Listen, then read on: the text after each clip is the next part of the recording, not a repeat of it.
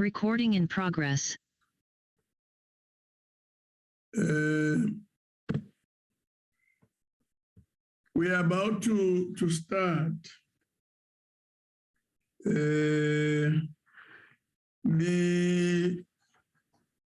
first topic for today is going to be intergovernmental relations and the fiscal framework, coherence and meaning to the financial oversight role of Parliament in audit outcomes and public resource management.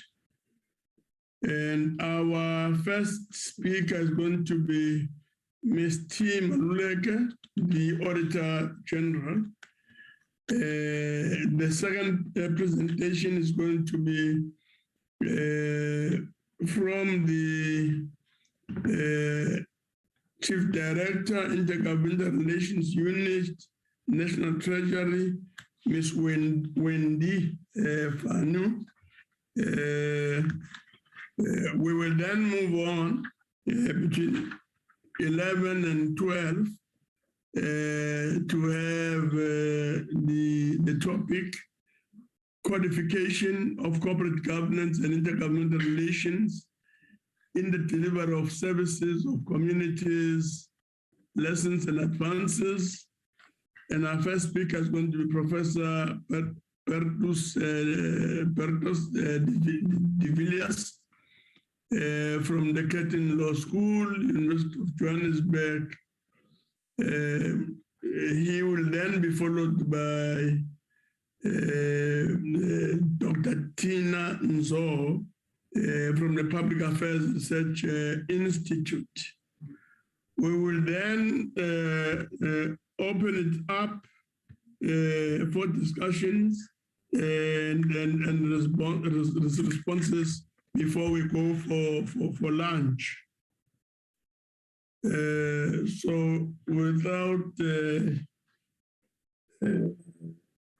further ado, we'll move on to the first presentation this morning on the topic as indicated earlier on. Please look at your program. Auditor General, Ms. T. Maluleke, please proceed. Thank you very much, Honorable Masondo. Good morning to you as the Program Director and of course as Chairperson of the Ncop. I'd like to greet all of the Honorable Office Bearers, the Honorable Members. I believe the Minister of Cocta is on the line as well. Good morning to her. Invited guests, ladies and gentlemen, good day to all of you. Honorable Chair, thank you for the invitation and the opportunity for us to participate in this very important discussion, one that deals with the critical topic of cooperative governance and intergovernmental relations. I'd like to congratulate the Ncop for hosting this workshop and for bringing together the diverse insights that are available on this topic. You are operating indeed in the true spirit of cooperative governance. I've noted the presence of practitioners from various institutions, which will no doubt enrich the debate on the topic at hand. Effective oversight is an essential element of the accountability mechanisms of government. The Ncop finds itself in a unique position where its oversight mandate allows it to transcend the borders that are often associated with the different spheres of government. Given the AGSA's constitutional mandate, our work similarly affords us the opportunity to work across the different spheres of government. As you know, we audit municipalities and their entities, as well as departments and entities in the provincial and national government. I shall therefore use the time that you've allocated to us to discuss how we can together strengthen accountability in our country. During my presentation, I aim to touch on the way we engage with various stakeholders to empower them to make good on their legislated responsibilities. I also will spend a little bit of time on the information that we as the National Audit Office provide to oversight, from audit reports, general reports, sector reflections, and details around the material irregularities. I'll also remind you of the tools that we've provided that can strengthen the work of oversight. And then I'll share a few opinions on the critical focus areas that we would like to propose for the Ncop. At the AGSA, we have an extensive engagement program that incorporates initiatives that are scheduled prior to an audit beginning, during an audit process, as well as after the completion of the annual audit process. In the local government sphere specifically, these engagements go beyond the auditees. And by auditees, I'm referring to the CFO, the CEO of an entity, but also the municipal manager of a municipality. I'm referring here to the mayor and the council. But what we then do is beyond the auditees, we'll look at engaging with the impacts in a lot of detail. And we spend a great deal of time with the impacts, specifically looking to centering their work on dealing with oversight on financial management, performance management, as well as the accountability and transparency that must go together with the rule of law being observed in how public funds are being managed. We engage with SALGA, APAC, and NAMPAC to assist in the process of building capacity within local government. So as you can imagine, with the new councils currently in place, a lot of our activities are really centered around the induction processes across the different players in the local government sphere. Our goal with the scope and extent of our different engagements is to ensure that audit outcomes, the root causes of those audit outcomes, and the recommendations that we make at the conclusion of an audit, that those never come as a surprise to any of these role players. We aim to provide timely and clear insight that equips all those that are charged with running government entities, as well as those charged with overseeing how government entities operate.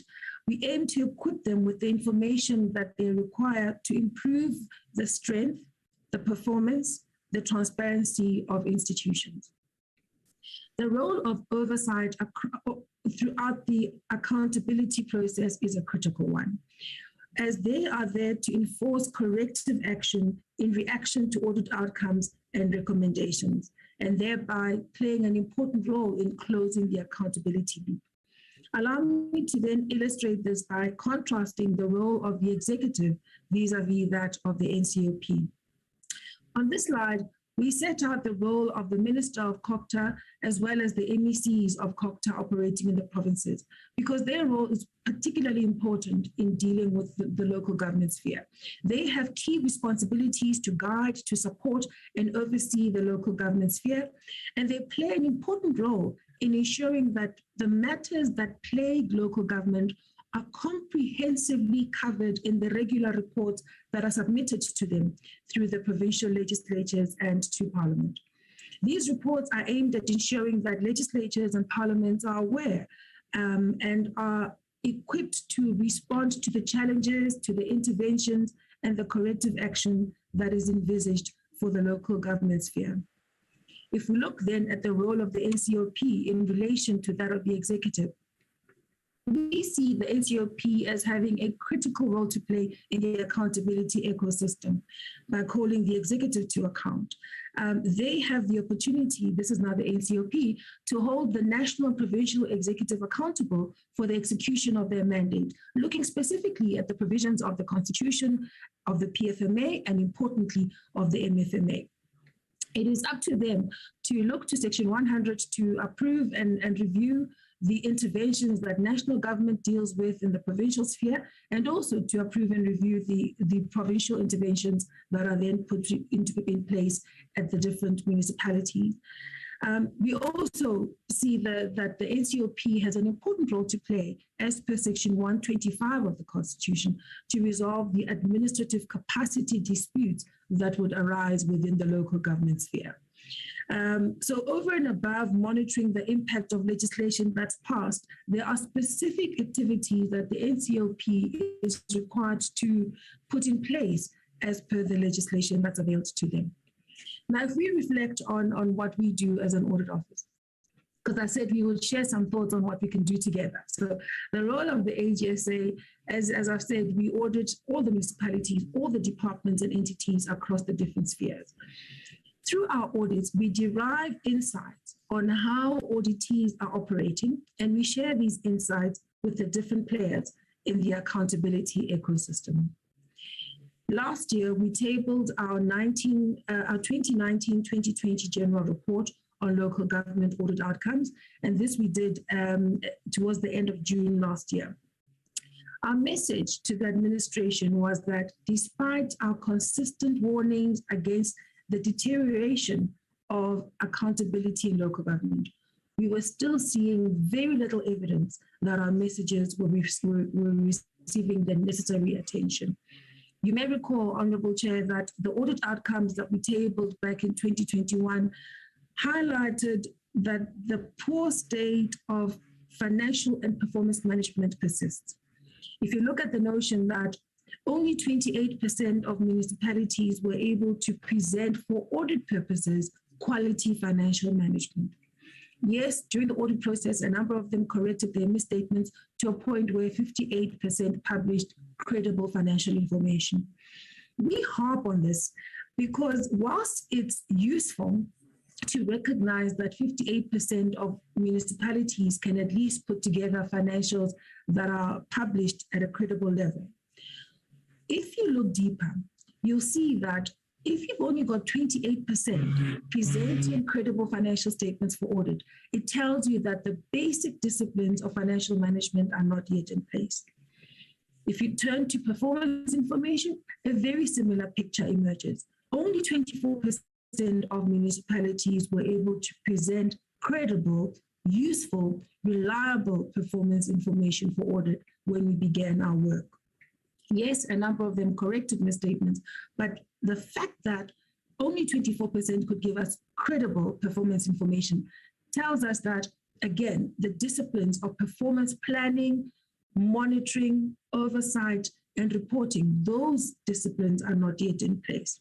And we've also reported once again on the persistently high levels of non-compliance findings, which indicates that our annual recommendations largely remain unheeded.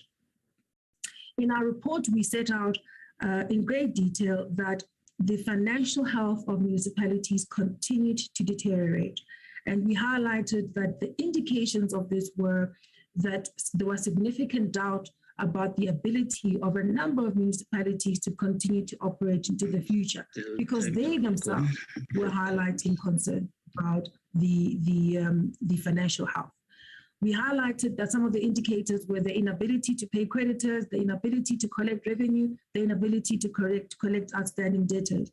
We also talked about how a number of them were continuing to rely on the equitable share to run their affairs, to pay salaries and councillor remuneration, which then took away funding that should be available for service delivery, for the maintenance of infrastructure, and for ongoing provision of services to citizens.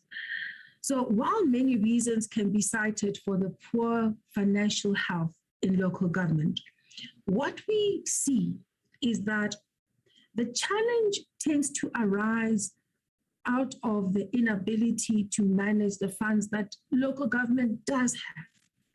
So whilst there may be revenue challenges, whilst the economy makes it difficult to generate funds, the fact that that which they have available is not managed properly makes their life, makes their lot even worse. And our view is that we've got to insist on instilling those basic disciplines of proper financial management so that we can make sure that the funds we do have available are used in the most optimal manner. As you recall, the general report that we tabled is available to all the members of the Ncop with all of these insights. I now turn to the next slide, which really just serves to remind us that the value of an audit cannot be understated. It should never be confused with saying that service delivery has happened. If somebody gets a clean audit, it doesn't necessarily mean that there has been a confirmation that services have been delivered in the way that is expected. What it does tell us is that a clean audit outcome, which really gives us a sense that financial management is in place, performance management is in place, and the rule of law applies in how public funds are being managed. Those are the basic building blocks for strengthening an institution and positioning it for effective and sustainable service delivery for the benefit of citizens. So for us, we focus on ensuring that the key disciplines that can enable service delivery and therefore enable the benefits that must be derived for citizens and help to support the stability of our democracy, those disciplines cannot be understated in terms of their importance. And I know that the topic of does service delivery prevail where there are clean audits is something that is of great interest to the audience, as well as many other people across our democracy. And we can always come back to that if you'd like me to do. For now, I would like to turn to a few comments around the MI process. Honorable Chair, as you know, the law was amended back in 2019, and the Audit Office was given additional powers and additional responsibilities to support the processes of effecting consequence management where there have been accountability failures. The material irregularity process that is now in place, which we have implemented at a number of different municipalities across the country. And as you know, we implemented this in a phased approach because we had to be responsible about preparing the ground for implementation, training our teams for proper implementation of these powers, and ensuring that we could work within the resources that we have. This MI process is proving that indeed where accounting officers respond and where the people that supervise them and oversee them also keep them honest in implementing the corrective action, whether it's an MI that's been issued or a regular audit report and an audit finding. If the accounting officer responds and the executive authority makes sure that through their supervision and oversight, that accounting officer continues to implement corrective action. And if oversight similarly monitors and insists that these findings be dealt with, when that happens, then you do get improvements in the lot of different institutions in the public domain. The MI process, just to remind the audience, is one that sees us raising a material irregularity where there has been an indication that non-compliance or fraud or theft or breach of fiduciary duty that we identified through our audit, that has had the direct impact of financial loss or of harm to a public institution or loss of a material public resource or even harm to the general public. If we're able to see that link between an audit finding and the impact as set out in the definition, then we have to do a few things, starting off with notifying the accounting officer of the issue at hand and giving them the opportunity to respond. And if we believe that they are taking the appropriate and adequate action, then we allow them the space to continue to implement that space because they are ultimately accountable for running that public institution. We step in if they do not act in the way that is consistent with the seriousness of the matter, the urgency of the matter, and consistent with their duties in law. And we'll step in by referring matters for investigation, by issuing recommendations, which is much firmer than the recommendation that comes through the normal audit process. We will also step in, if they still don't respond, we will then step in by issuing binding remedial action and ultimately a certificate of debt in their name so that we can recover funds that are being lost because of negligent action or lack of action by the accounting officers. These laws are designed to complement the activities of other players in the accountability ecosystem. They are not designed to take over the role of the accounting officer, of the executive authority, or even of the Ncrp or the National Assembly or the provincial legislature, but rather to complement.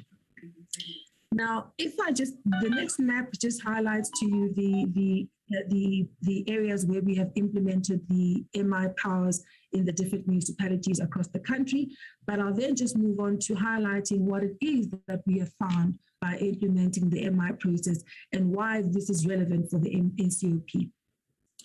Through the MIs that we have identified and notified accounting officers on, we have observed that MIs keep emerging in the same 4 key areas that trouble public institutions. Procurement and payments, that process needs attention. We've seen interest and penalties being incurred because of financial health challenges that are not being managed appropriately. We've seen the ability to manage revenue being particularly weak and resulting in MIs. And we've also seen that the ability to safeguard investments and assets of local government institutions, that ability has not been invested in appropriately. So these are the type of problems that have triggered these MI processes. So it's easy to focus on 96 MIs and the 2 billion rand of financial loss that we can estimate. The key point I wanted to leave with the NCOP today is that the MI process has confirmed for us that the key things that need attention are really about investing in and insisting on strong preventative controls. And so when you conduct your oversight work, we invite you and we would encourage you to focus, as honorable members, we'd encourage you to focus on conversations about preventative controls, the controls that help to prevent problems, to detect problems, and to act on problems effectively. So what are we talking about around preventative controls? Honorable Chair, you may recall that in 2020, we launched a set of preventative controls guides, which really are aimed in the first instance at accounting officers, but they are also a very useful tool for members of the executive and importantly for oversight bodies. Using our guides, which touch on key processes within public institutions, especially in the area of financial and performance management as well as compliance. These guides would allow the honorable members of the NCOP, if they use them, to ask the right questions, the type of questions of accounting officers that get us towards dealing with preventative controls, not just with specific audit findings, specific MIs, as important as that is, but rather on dealing with how do you build the institution? How do you make sure that in your conversation with the accounting officer, you're not focusing only on the audit report, but you're saying the audit report indicates that your preventative controls in this cycle are problematic. Tell us about how you are setting about creating a tone of ethical conduct within your environment and how are you monitoring it. Tell us how you are dealing with procurement planning. Tell us if you've got a procurement plan. So, and how you make sure that that procurement plan is being adhered to. So our guide sets out why a procurement plan is important, because if you've got a procurement plan that's being monitored and implemented appropriately, you're going to limit instances of ongoing contract extensions, very expensive contract extensions. You're going to prevent the need to rely on emergency procurement processes. You're also going to have a better chance of managing projects, especially infrastructure projects, in a much more effective way. So the conversation would then be about insisting on those controls. And so I really would encourage, Honorable Chair, that the members of the NCOP use these guides in the conversations with the accounting officers and even with the executive authorities in terms of asking how they themselves are supervising and monitoring that the accounting officers that have been appointed are dealing with the process of putting in place preventative controls. It's going to have to be an ongoing conversation because building these controls takes time and ensuring that they work appropriately takes time. And you need the accounting officer to consistently be seized with designing appropriate controls, implementing them, and ensuring that they've got an internal audit function that helps monitor that those controls are being implemented appropriately. That way, you're not waiting, accounting officers are not waiting for the year-end external audit to assess whether or not their controls are working. They have the opportunity to have ongoing work in investing in these controls. I'm now getting towards the end of my input, Honorable Chair. I want to highlight a matter around the sector reports that we prepare and we publish every single year. With the Ncop's reach and its focus on service delivery and the effective operation of the different entities within government, we believe that the sector reports that we compile on the departments of health, on the departments of basic education, on the human settlements, as well as public works, incidentally. These sector reports set out our own insights, having looked at all of the provinces, as well as the activities of the national department in each of these sectors. And our report set out insights on what we're finding as consistent problems and what we are recommending as corrective action. And they can really be a useful input into the processes of the Ncop in driving accountability conversations with all of the leaders that are expected to run these key service delivery departments, which are so central to the ability of government to meet the service delivery needs and expectations of citizens across the country. Some of the things that we believe the Ncop could do in driving oversight, not just on local government, but also on the key service delivery departments. And I'm on to the next slide now. We believe that the Ncop could perhaps call the minister or the MEC that are responsible for the specific sectors and really talk to them about their regular reporting to Parliament or to their legislatures, talk to them about how they are investigating transgressions that have been identified, how they are dealing with irregularities that have been identified, and how indeed they are supporting the operations, whether at local government or in these key service delivery departments. We believe that if you're able to call the MECs to present on the progress that they are making in local government, particularly in terms of how they are supporting the development of key disciplines, key capacity in local government, that would assist you in monitoring that there is ongoing investment in the right areas, that the officials in local government get the support and the investment that they require, that the municipalities are not left to fail and then only react, but rather the responsibility to support, to monitor and oversee is being fulfilled at the provincial level. So those conversations would help you. Perhaps the Ncop could also go as far as calling the mayors and even the audit committees of the different municipalities and have conversations with audit committees about how they're ensuring that internal controls are being invested in and also how they're using internal audit and making sure that that function actually is effective in driving the appropriate levels of assurance.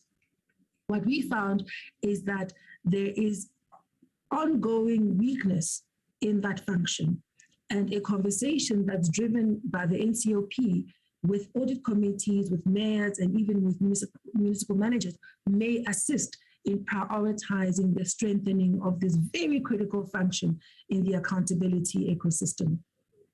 And I'll pose one last proposal in terms of what the Ncop could do. You really could call the councils and have a conversation with them on how they are implementing effective consequence management following the audit outcomes, following the MIs, and even the investigations that are concluded by other players, other public bodies that are charged with investigations responsibilities. Our list of proposals is fairly long, Honourable Chair. I won't go through all of it, but safe to say that the select committees really have a unique opportunity in local government at this time round to design an oversight process, an oversight program that really is geared at dealing with the critical things in an efficient and effective way. And of course, as an audit office, we would remain available to advise on your strategies and to support you in your programs, particularly given that we are responsible for these audits right across the country. So we are in each of these municipalities every single year. My last slide, Honourable Chair, is really to highlight this call to action in terms of what the Ncop could do. We believe wholeheartedly that the Ncop has an important role to play in helping to build the type of capable, efficient ethical, development-oriented state that is poised to deliver on the promise of improving the lives of the people of South Africa. Honorable Chair, I hope I have touched on all the things you had wanted me to touch on. I've raised a few proposals and provocative questions, so I remain available at your insistence if you would have me to do so, to answer any questions that might arise. Thank you very much for the opportunity given to us to present to this program today.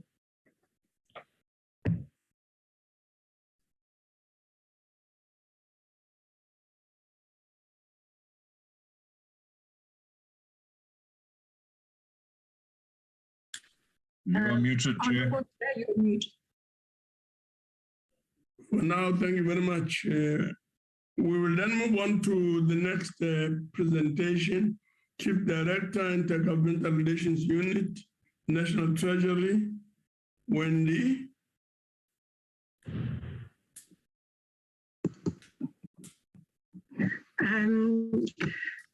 Good morning, honorable members and colleagues.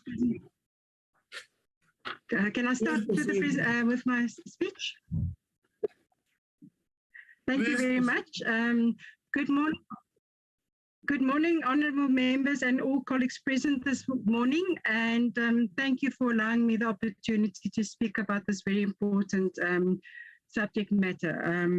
As we all know, the intergovernmental system is based on the principle of cooperation between the three spheres of government. What is quite important in its design and functioning derives from the Constitution. So the Constitution is quite progressive by stating exactly how the three spheres should interact with each other. There's even specific provisions for that. And it establishes the Constitution's three spheres of government. It assigns them specific functional responsibilities, prescribes the legal frameworks for fiscal relations, which is very important. It's contained in Chapter 13 of the Constitution.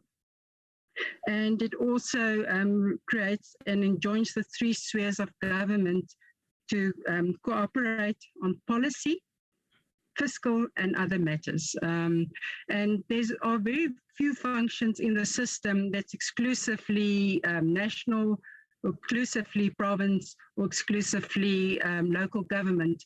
If you look at some of the key functions that's performed, if you look, for example, at basic education, National Department of Basic Education sets the policy, and the provinces are then responsible for its implementation.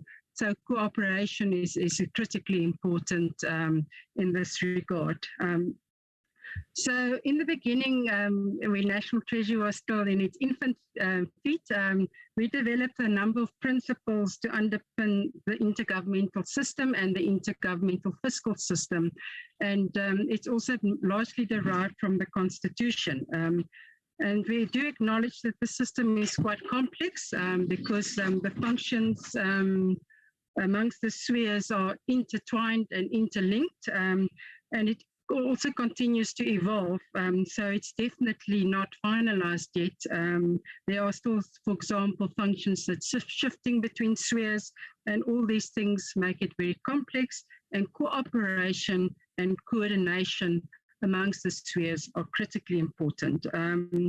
So as a collective, we must work together to improve the intergovernmental system and also the intergovernmental fiscal system. And we must always try to adhere the following principles that underpin the system. And the first, and most probably foremost, and I'm sure the Auditor General will agree with me, is accountability. Each sphere is accountable constitutionally for the powers and responsibilities assigned to it. And it's accountable to its legislature, for example, in the case of provinces, and to the council in terms of municipalities, and are empowered to set its own priorities. So that is a very key principle. Accountability first lies with the municipality or the province concerned. Then transparency and good governance is very, very important, and that is enhanced if there's information available easily readable, for example, and it is easy to report and understand. And again, on the financial system, quite comprehensive systems have been developed in terms of reporting. But the same will apply, of course, with regard to service delivery. And then mutual support is extremely important.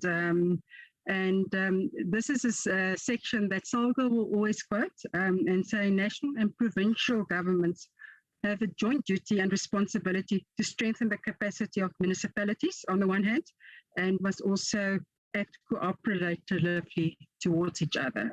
So they should not try to take over each other's functions or unnecessarily interfere and mingle, but they must support.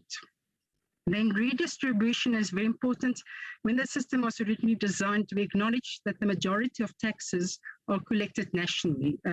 So redistribution is very important. Although the major taxes are collected nationally, we do know that municipalities have also got large own revenue capacities to collect property rates and tariffs, for example, and provinces have nearly no own resources. So the whole system is designed about redistribution, or what we refer to as the division of revenue. And then within that, there's the vertical division. And the vertical division then determines how much is allocated in terms of the national share to national, allocated to provinces, and allocated to local government.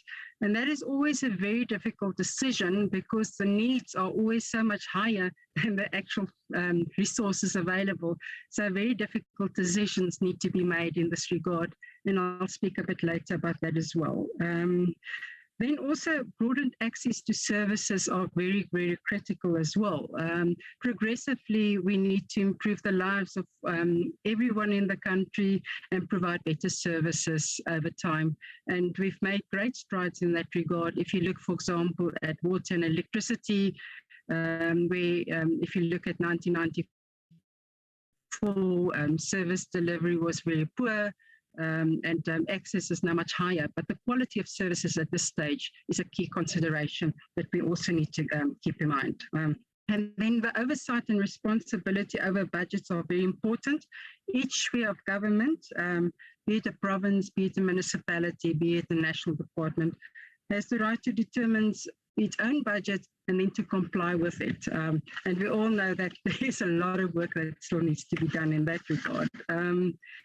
And then with regard to the principles, I would like now to move to influencing decisions in the budget process and focus a bit on how the intergovernmental systems work in terms of the budgeting system. National Treasury has got a number of well-established technical and executive and legislative consultation forums that we use when we do the budget process. So it's not National Treasury that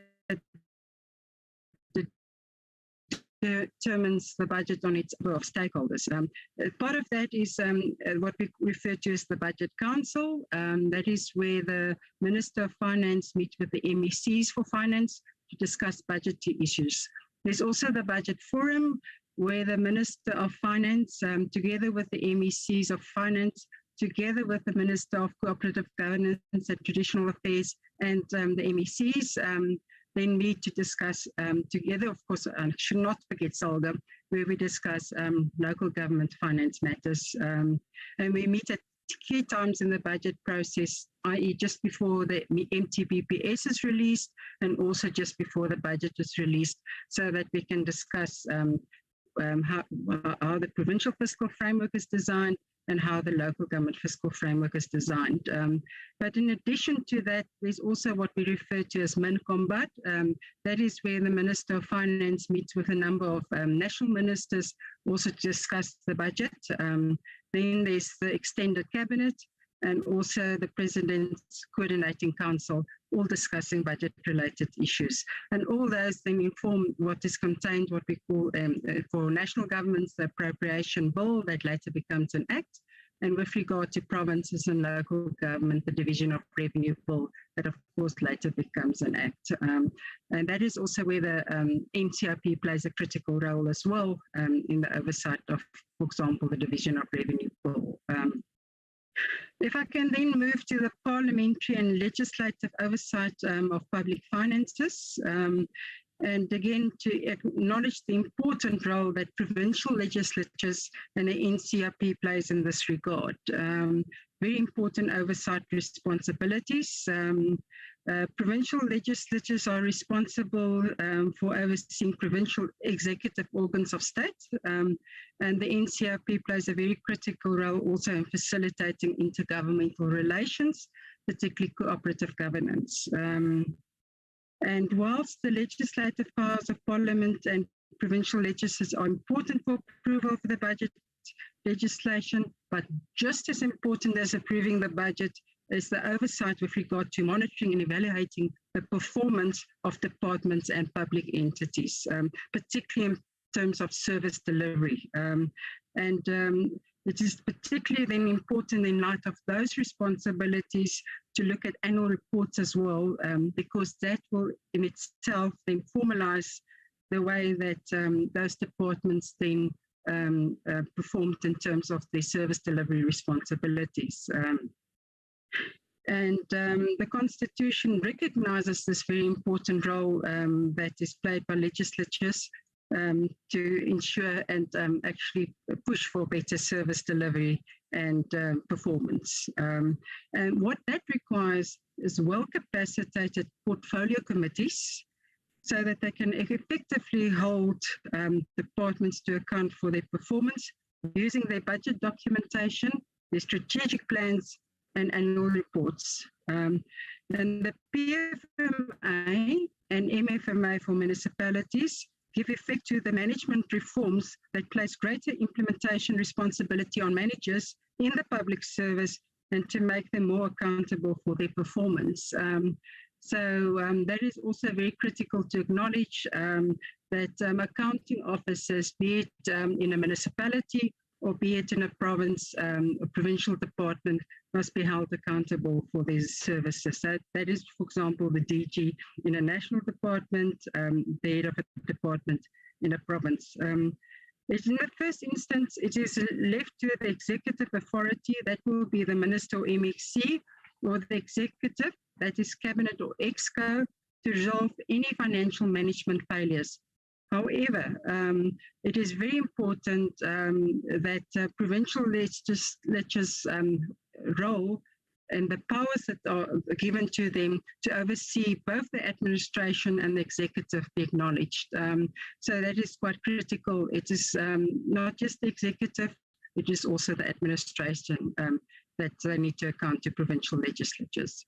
Then in-year monitoring, that is also a very important tool that's available to legislatures and also the Ncrp to oversee the performance of departments. And what is quite useful in terms of in-year monitoring, it is to provide information to Parliament and national and provincial executives to hold government departments accountable for their performance. And for example, in-year oversight is facilitated by the gazetted monthly reports required in terms of Section 32 of the PFMA.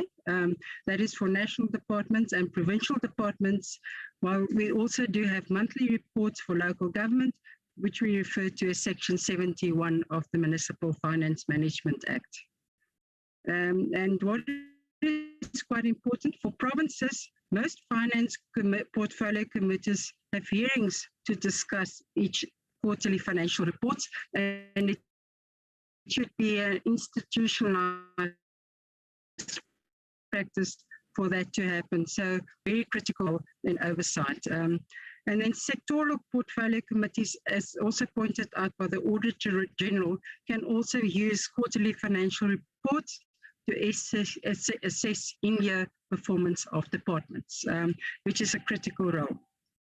I've already also highlighted the importance of annual reports, and what is quite important in the annual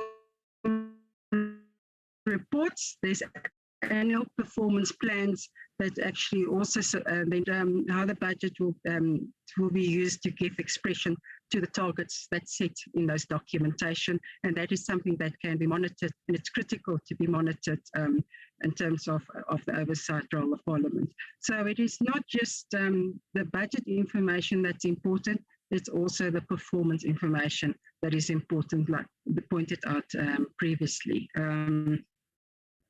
And what the challenge that we currently face, particularly with regard to performance information, that makes that oversight role a bit difficult, but hopefully over time that will also improve, is the quality of the non-financial information. We often get that the targets set are easy targets to meet, or the information that's provided are not that necessary in terms of quality. So it's difficult to assess whether it's really reliable. So there's still a lot of work to be done on the non-financial information, and it will improve over time. Then the role of public accounts committees are just as critically important in the process, and I'm sure the Auditor General will also agree. In those critical information is provided that can be used by each legislature to monitor the serious financial management problems that are not dealt with by the executive or by other portfolio committees. So particularly, they ensure that all departments and public entities address the problems raised by the Auditor General during the financial audit process.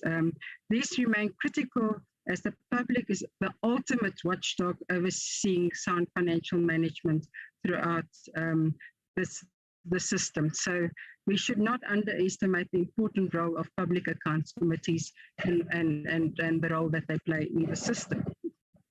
Then with regard to the intergovernmental role of the Ncrp,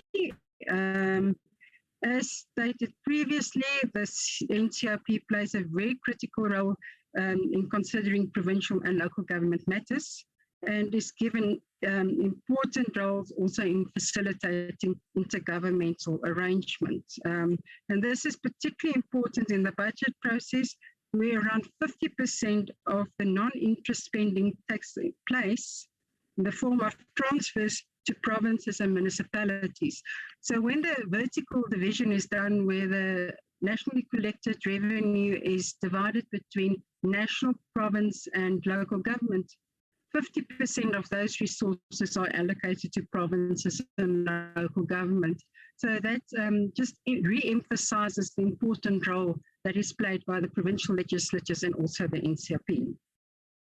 And then the Ncrp also has got a very important role to play with regard to the approval of legislation, particularly Section 76 legislation for intergovernmental or concurrent Schedule 4 functions.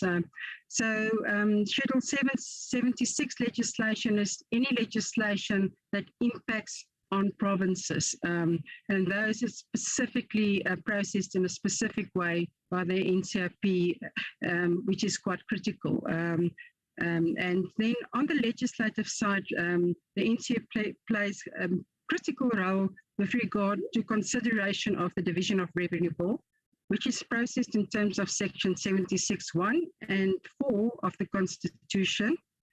And it's also a requirement in terms of the Money Bill and Related Matters Act. So it's enshrined in very important legislation. And the Division of Revenue process is central to the budget allocation process, as it gives effect to Section 214 of the Constitution. And for the same reason, the Ncrp also plays a big role in considering the annual recommendations of the Financial and Fiscal Commission. Given that the Constitution requires that the Division of Revenue must be tabled in the National Assembly first, and in accordance with Section 74(6)(4), the National Assembly must first pass the bill, and then it is then processed by the Ncrp to process the bill in more detail. And what is, for example, quite important is that the Division of Revenue Bill goes to the 9 provincial legislatures, and they must all vote on the bill, whether they vote in favour of it or not, and then it gets processed by the Ncrp. And that happens at least twice a year, once when the Division of Revenue Bill is tabled, and other times when the Division of Revenue Amendment Bill is tabled as well. So in closing, what I would like to highlight and reiterate as important, a well-coordinated sector planning and deepened participation of all relevant stakeholders in policy development and the budget process to ensure that adequate resources are allocated for the achievement of national priorities in a cooperative manner within and between the three spheres of government. The cooperation side is critically important. And then secondly, on the other side, adherence to the framework for monitoring and accountability to enable Parliament, legislatures and the committees to play their oversight role, and ensuring that all executive organs of state are accountable for their actions or inaction, and that all three spheres of government make efficient and effective use of the scarce resources that's allocated to them. And of course, that is where oversight of Parliament is critically important as well. Thank you very much for listening to me.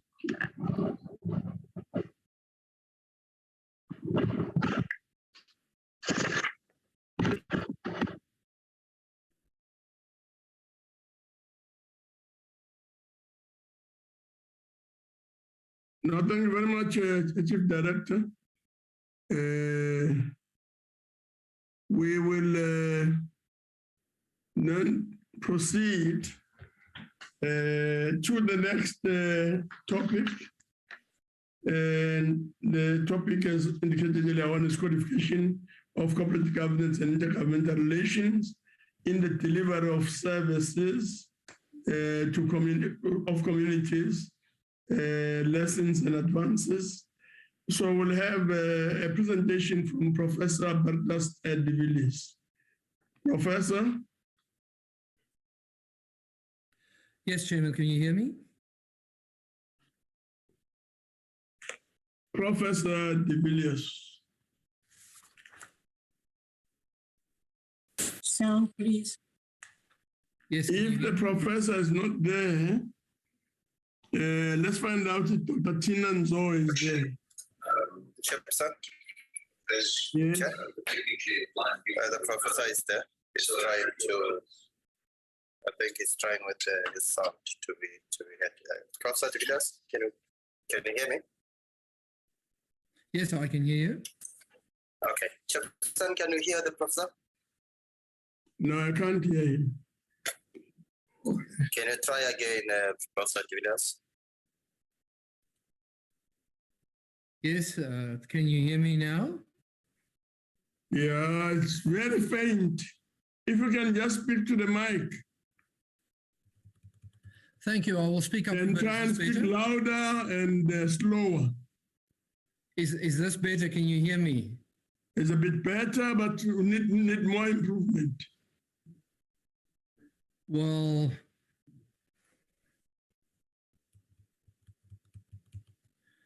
Chair, I'm not sure I can do much more on my side with the sound. I assume perhaps on your side they can Getting do better? the sound louder. That's better. Please proceed. Thank you very much, Chair. Thank you for the invitation to speak to you today about this important topic. Let me say by way of introduction, I'm going to speak about the meaning of cooperative government, and then I'm going to speak why South Africa decided to codify a cooperative government. South Africa was the first country in the world to enact legislation to codify intergovernmental relations. And I'm going to speak about that. And then I'm going to speak about the lessons that one can learn from the South African experiences. But before we do that, I thought we should first go back to where we were in 1990 to understand that in 1990, there was a strong resistance against any form of provincial government. Because of the apartheid system, the prevailing view in 1990 was there should only be two levels of government, at a national level and at a local level. And then after lots of negotiations, international experts visiting South Africa and so on, it was decided to create a provincial level of government. And that is when the parties who negotiated realized that because of the size of South Africa, both its geographical size and because of its population size, it was important to have a form of regional government that was called provincial governments. And that is when it was decided to institute the three levels of government: national, provincial, and local. At the time, it was acknowledged that these levels of government would have to cooperate very closely to one another. One couldn't divide them into different segments, into different silos, because South Africa couldn't afford it. South Africa didn't want the balkanization that the homelands was.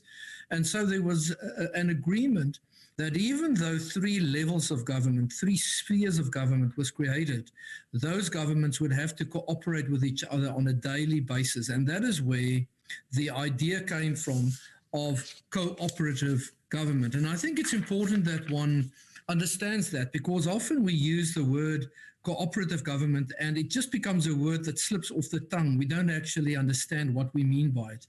The founders of the Constitution had in mind that although there were three levels of government, three spheres of government, they had to work closely with one another. In fact, at the time it was said they must work within the context of Ubuntu. The one level must be concerned about the other level, and one level must do nothing that can harm the other level. And that is why the Constitution, for example, says that the levels of government may not litigate against each other unless they've exhausted all form of negotiations.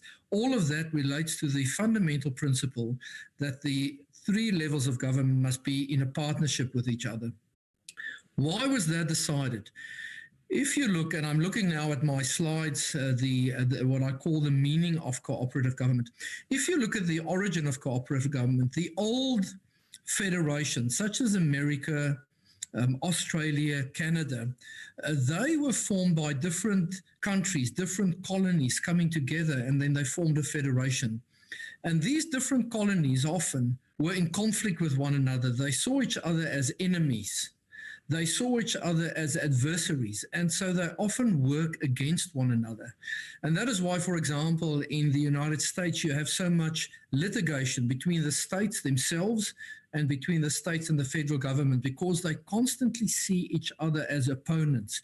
And even today, in the COVID sphere that we live in, you can see how there's no national system of combating COVID in the United States, because each state has their own powers. They argue with one another. The same in Australia. And with this in mind, the South African Constitution drafter said, we do not want a type of system such as the Australians have or the Americans have, where the provinces are in constant conflict with one another and where they are in constant conflict with the national government. We want a system where they cooperate. And so what they did, they visited two countries of specific relevance. The one country was Germany and the other country was India. And in those two countries, they saw modernized constitutions where the different spheres of government cooperate with one another. And it's especially Germany that impacted upon the constitution drafters, because Germany was a federation, a highly successful industrial state, but where they have this very close cooperation between the federal government, the states, and the local governments. And the Ncop of Germany, which is called the Bundesrat, the Ncop, the second house of Germany, plays an essential role to facilitate the relationship between the national government, the states, and the local governments. And the drafters of the Constitution, specifically on the ANC side, were very impressed with the German system. And that's why they said, well, let us draft a constitution for South Africa that recognizes the three spheres, but that also recognizes the importance of them cooperating with one another. Now, let me say to you that in South Africa, we have the word Ubuntu, which refers to the partnership, the caring, the sharing about one's neighbor. In Germany, they have a word which they call Bundestreue, and Bundestreue refers to the partnership that one level of government should show to another level of government. And then when the Constitution of 1994 was drafted, that principle was inserted in the Constitution. And that is why South Africa was the only country in the 1990s, and about 50 countries got constitutions in the 1990s. South Africa was the only country that had a specific chapter in 1996 on cooperative government. No other constitution of the world got it, because of this awareness of the drafters that we must be able to cooperate. So what does one take from countries such as Germany and from India when it comes to cooperative government? Basically, what one takes is that national policy with minimum standards is the responsibility of the national government, because you can't have a person having one standard in one part of the country and a different standard in another part of the country. America accepts that. Australia accepts that, but not in a developing democracy such as South Africa. People had separate development, so-called, for long enough. They wanted to know whether your kid lives in Tembisa or in Khayelitsha, their rights would be the same. And so that is why it was important that national standards, minimum national standards, are set by the national parliament. And importantly, as the previous speaker said, the national parliament comprises the Ncop, which is the voice of the provinces. And I think that is the second important point to take from the German experience, that the Ncop is there not to represent a national agenda. Of course, they must have national issues in mind, but the Ncop is there to reflect the view of their provinces within the context of national legislation. That's the second point to take from Germany. The third point to take from Germany is, regardless of how effective the national standards are, if one doesn't have effective implementation, the whole system fails. And so in order for the system to work well, provincial government and local government must have the capacity to implement and to manage whatever national standards there are. But the converse is also true. Whenever one formulates national policy, one must listen to the views of the provinces and the local governments, because they understand local needs better than national politicians do. And so this is the close interaction between the Ncop, the provinces and the local governments. The Ncop legislates, co-legislates on national minimum standards. But the Ncop must also listen to provinces and local governments, because they will tell what are the needs of local people, what is the implementation capacity of local people, etc. And that is what makes our constitution in South Africa so unique. Our constitution was unique in 1996, and it remains unique today. Chair, next I turn to the question of why did we then codify intergovernmental relations? Why did we codify cooperative government in South Africa? And as I've said, South Africa was the first country in the world, the first country to codify cooperative government. And no country has done it up to date to the extent of South Africa. All the other type of multi-level countries rely on informal arrangements to cooperate. So if you go to America, they will say to you, of course, our governors meet once a year or twice a year. Or you go to Australia and they will say to you, of course, the Prime Minister meet with the premiers of the states. But no other country has a constitutional philosophy for cooperative government as in Chapter 3 of the South African Constitution. And that is what we must respect. That is what make us unique. And why did we decide to include that in the Constitution? First of all, we had to create new provinces. There were no provinces, there were homelands, but those were rejected for obvious reasons. But we had to create new provinces. And so those new provinces had to be created, but within the context of them working together with one another. That was important. The second point is, there was a suspicion, especially by the liberation parties, against provincial government, because they had the experiences of the homelands. And they said, how can we on the one hand abolish homelands and then at the same time have provinces? We will just perpetuate the homelands. So it was important in the Constitution to give an assurance to people that provinces wouldn't mean the balkanization of South Africa. You won't have rich provinces and poor kids and rich big kids, depending on which province you live in. It was important for the Constitution to contain standards that would apply across all the provinces and across all the local governments. That's the second reason why Chapter 3 was drafted. The third reason was we had no tradition in South Africa of cooperation between the national government, the provinces and local governments. Not even under apartheid there was such a close cooperation. And so it was realized that if we wanted to have the three levels of government cooperate, we must put that philosophy in the Constitution. We did not have 30 or 40 years to develop by trial or error the importance of cooperation. We had to put it in the Constitution since day one, and that is why Chapter 3 was put in.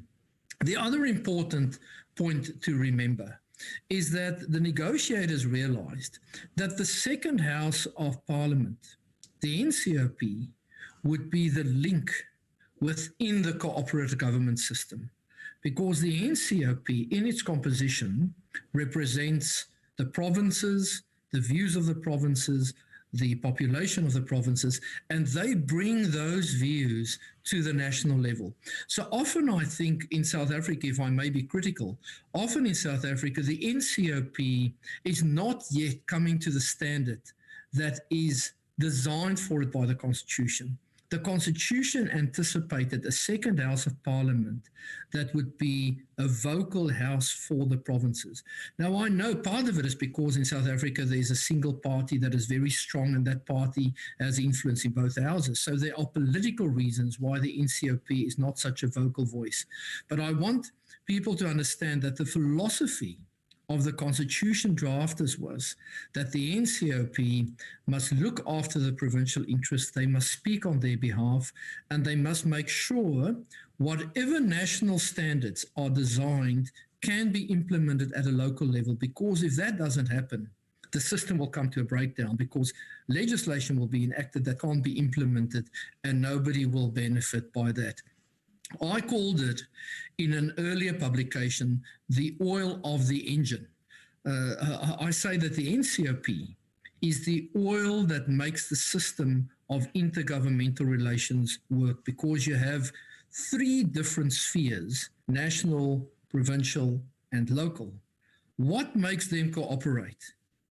The oil of the engine must make those things work, and that is where the Ncrp has such an important role, and that is why where cooperative government has such an important role. So, Chair, that is why there's Chapter 3 in the Constitution. Chapter 3 didn't fall out of the air. It was after lengthy negotiations, after many international visits, after many workshops, and after many, many negotiations that Chapter 3 was drafted. So that brings me then to where are we today? Now, the Constitution was enacted, the interim Constitution in 1993 and the current Constitution in 1996. And for the first 8 or 10 years, intergovernmental relations in South Africa were completely informal. There was no act on intergovernmental relations. And so in 2003, the presidency had a review done on the state of cooperative government in South Africa, and that review was very critical. It found that cooperative government was not taking place. These are some of the points that the review made. The first is the review said that because of the dominance of a single political party, there's virtually no intergovernmental relations taking place, because all deals or discussions or negotiations are taking place within the party and not between governments. That was the first reason. And this is not unique. This happened also in India. India, for example, had for 30 years the Indian Congress being the dominant party. And so for 30 years, India didn't really have intergovernmental relations because everything took place within the Indian Congress party. Mexico has had a dominant party for close to 50 years. So the fact that one party has been dominant for so many years is not unique. It's happened in the world. But what is important is that one must encourage the different spheres of government to cooperate. One can't do all just within the party. So this was the first point that was raised by the review in 2003, that intergovernmental relations did not really take place in those first 10 years. It was really very ad hoc, non-existing, and the review was critical of that. The second point the review made was that even in those cases where there were meetings, intergovernmental meetings, those meetings were often not properly constituted. Provinces often didn't participate. Ministers often didn't call meetings, or if they called them, they decided when they wanted to call them and when they did not want to call them. Director generals did not regularly call meetings. So there was a complete ad hoc intergovernmental arrangement system. So for all practical purposes, there was no oil in the engine. There were different spheres of government, but they were not integrated. And this is the second point the review highlighted. The third criticism the review highlighted was that even if the provinces were involved in intergovernmental relations, they often became involved only too late. So in other words, by the time the policy was already formulated by the national ministry, the provinces only became involved. And as a result of that, provinces often didn't take ownership of new policies. So the national parliament and the national government designed policies, absolutely fantastic policies, but when it came to the implementation, the provinces didn't buy in and the local governments couldn't perform. So the king ended up with clay feet. The king just couldn't stand. This was the fourth criticism of the review. The fifth criticism of the review, and I'm talking now about 2003, the fifth criticism of the review was that there was uncertainty within government and between government officials about what is the status of intergovernmental decisions. So let's suppose two government departments meet, one from a national level and then 9 from the provincial level. What is the status of those decisions? Are they decisions? Are they recommendations? Are they resolutions? What exactly is the status of these things? Because what often happened, these meetings reached a conclusion, but nobody knew what to do with it. Well, what happens with this thing that they have agreed on? Does somebody legislate on it? What happens? So there was a feeling that intergovernmental decisions should be better recorded and written down and followed up. And the last point that I would say, the sixth point of criticism, was there was a lack of integrated planning, both between government departments and within government departments. So both vertically and horizontally, there was a lack of integrated planning. So ultimately, one ended up with national departments doing certain planning, provincial departments doing certain planning, but it was as if they were on different wavelengths. They didn't speak to one another. Perhaps a seventh point of criticism that I should raise was that in those early days, local governments and traditional authorities were not participating in intergovernmental relations. So you had a large part of South Africa where people were living in poverty because of the homeland system and historical reasons. We don't have to go into that. But where the people who managed those areas, traditional authorities, were not part of the discussion at all. So you had policy being devised in Pretoria and Cape Town. Then the policy had to be further formulated by provinces. And by the time it came to rural areas, the policy completely fell over because those people were never involved in the policy. So what am I saying, Chair? We were very advanced in 1996 to include cooperative governments in our constitution. That was a world first. But in the way we implemented in the first 10 years, we did not do that well. We had a very sophisticated constitutional arrangement, but at an administrative level, we didn't do well. And so the 2003 recommendation was we must get an act, a law on intergovernmental relations. And that's what we did. So in 2005, we got the Intergovernmental Relations Act, which was the first act of that nature in the world. So one could say that we've not performed well, but we've been very aware well of our shortcomings and we've tried to address it. Now, the following, I did some interviews about 6-7 years ago in which I identified how people were experiencing the intergovernmental relations system. So much of what I say next will be based on the interviews I did with government officials. The following are some of the things that I have identified under the current Intergovernmental Relations Act. First of all, I will speak about areas that we need to strengthen And secondly, I will speak to areas that we do very well. So let me first say a few things on areas that we need to do better. First point is there need to be a better clarification of the roles of the national ministries compared to the provincial ministries, because the national ministries tend to dominate the discussions. Provincial ministries often feel they are the junior partners. They often feel they get late involved in policy formulation, and the national ministries often have a controlling hand in developing policies. And for some reasons, one can understand that, but I won't go into the detail. I can just say that is the first thing that one needs to clarify exactly what is the role of the national ministries vis-a-vis the provincial ministries. The second point is, it is very important that people who attend intergovernmental relation meetings must have the necessary seniority to participate, and they must attend with the necessary regularity. What I have found is that many staff were saying the people who attend intergovernmental relation meetings often change face. So the people you see this month are not the same people you saw last month. And the seniority are often junior people. And so the ability of the provinces to impact on national policies is limited because the people who attend are not regular attendees and they're not senior enough. On the other hand, some of the provinces have told me that they suffer meeting fatigue. They can't keep up with all the meetings. And so because they suffer meeting fatigue, they send junior people to attend the meetings.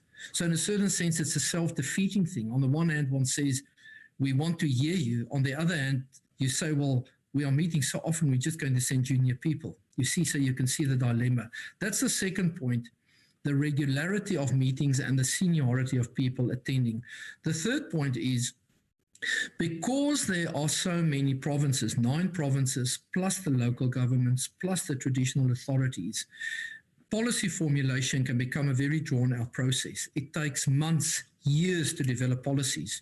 And this causes frustration to national government departments because they feel they're just not getting moving. On the other hand, if one enacts national policies without inputs from the local governments and the provinces, the national policies won't work. So there's a dilemma. How long does one take to formulate a policy with these 9 provinces having to cooperate, plus the local governments, plus the traditional authorities?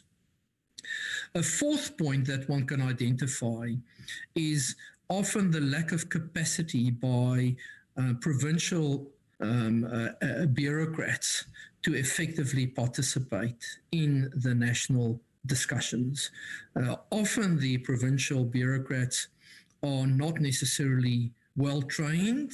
Many of them are junior. Many of them have just been appointed in a position and they don't have experience of that position yet. And all of that leads to a situation where the structures of intergovernmental relations are impressive, but the ability of people to make the most they can about those structures is limited due to the lack of capacity at a local level. There's also, and this is the 6th point, there's also sometimes a lack of understanding of what is meant by cooperative government. You know, you often use these words and it just rolls off the tongue. And that is why I started today to go back to 1993. We must understand where the concept cooperative government comes from to understand why it is so important today that we live in accordance with the spirit of cooperative government. Yes, thank you. I can see the slide there on the screen now. The second last point that I want to make in regard to the lessons we have at the moment is the point of what is the role of the party compared to what is the role of the government official.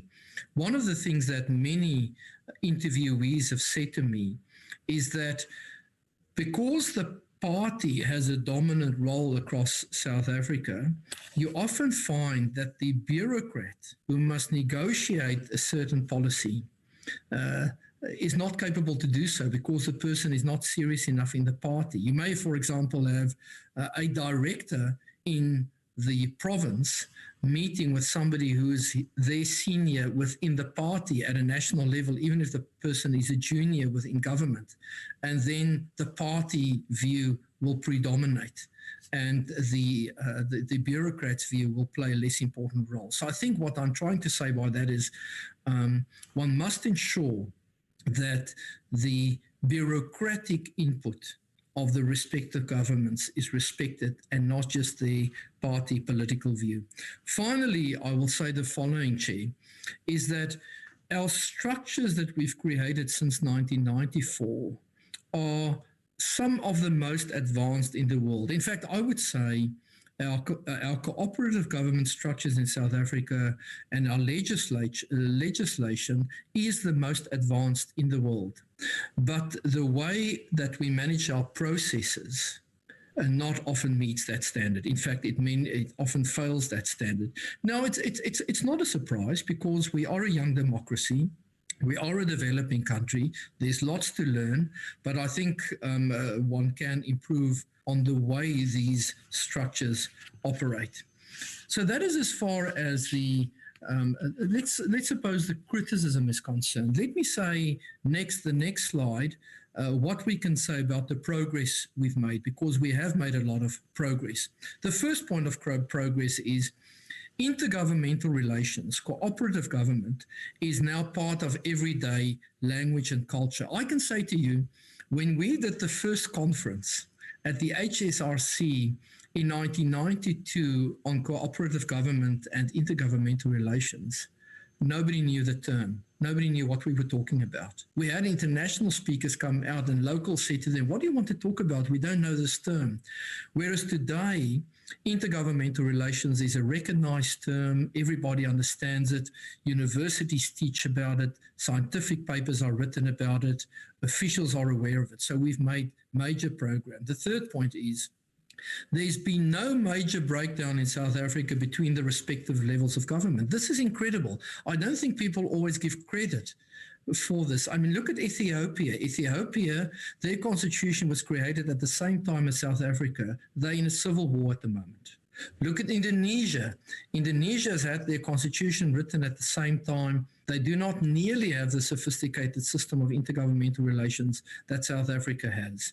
So the manner in which South Africa has succeeded to stay together with no major conflict between peoples and with no major breakdown in relationship between governments is quite amazing. And this is part of the philosophy that is in our constitution. The fourth point is, our courts have given us great guidance on how to manage intergovernmental relations. I mean, most recently, the Constitutional Court or the High Court of Pretoria, the Supreme Court in Pretoria, spoke about the importance in the ESCOM decision, spoke about the importance of the respective levels of government, spheres of government, not litigating against each other, supporting each other, making sure that they do nothing that can harm the other. These are fundamental constitutional principles that have kept our system of cooperative government going.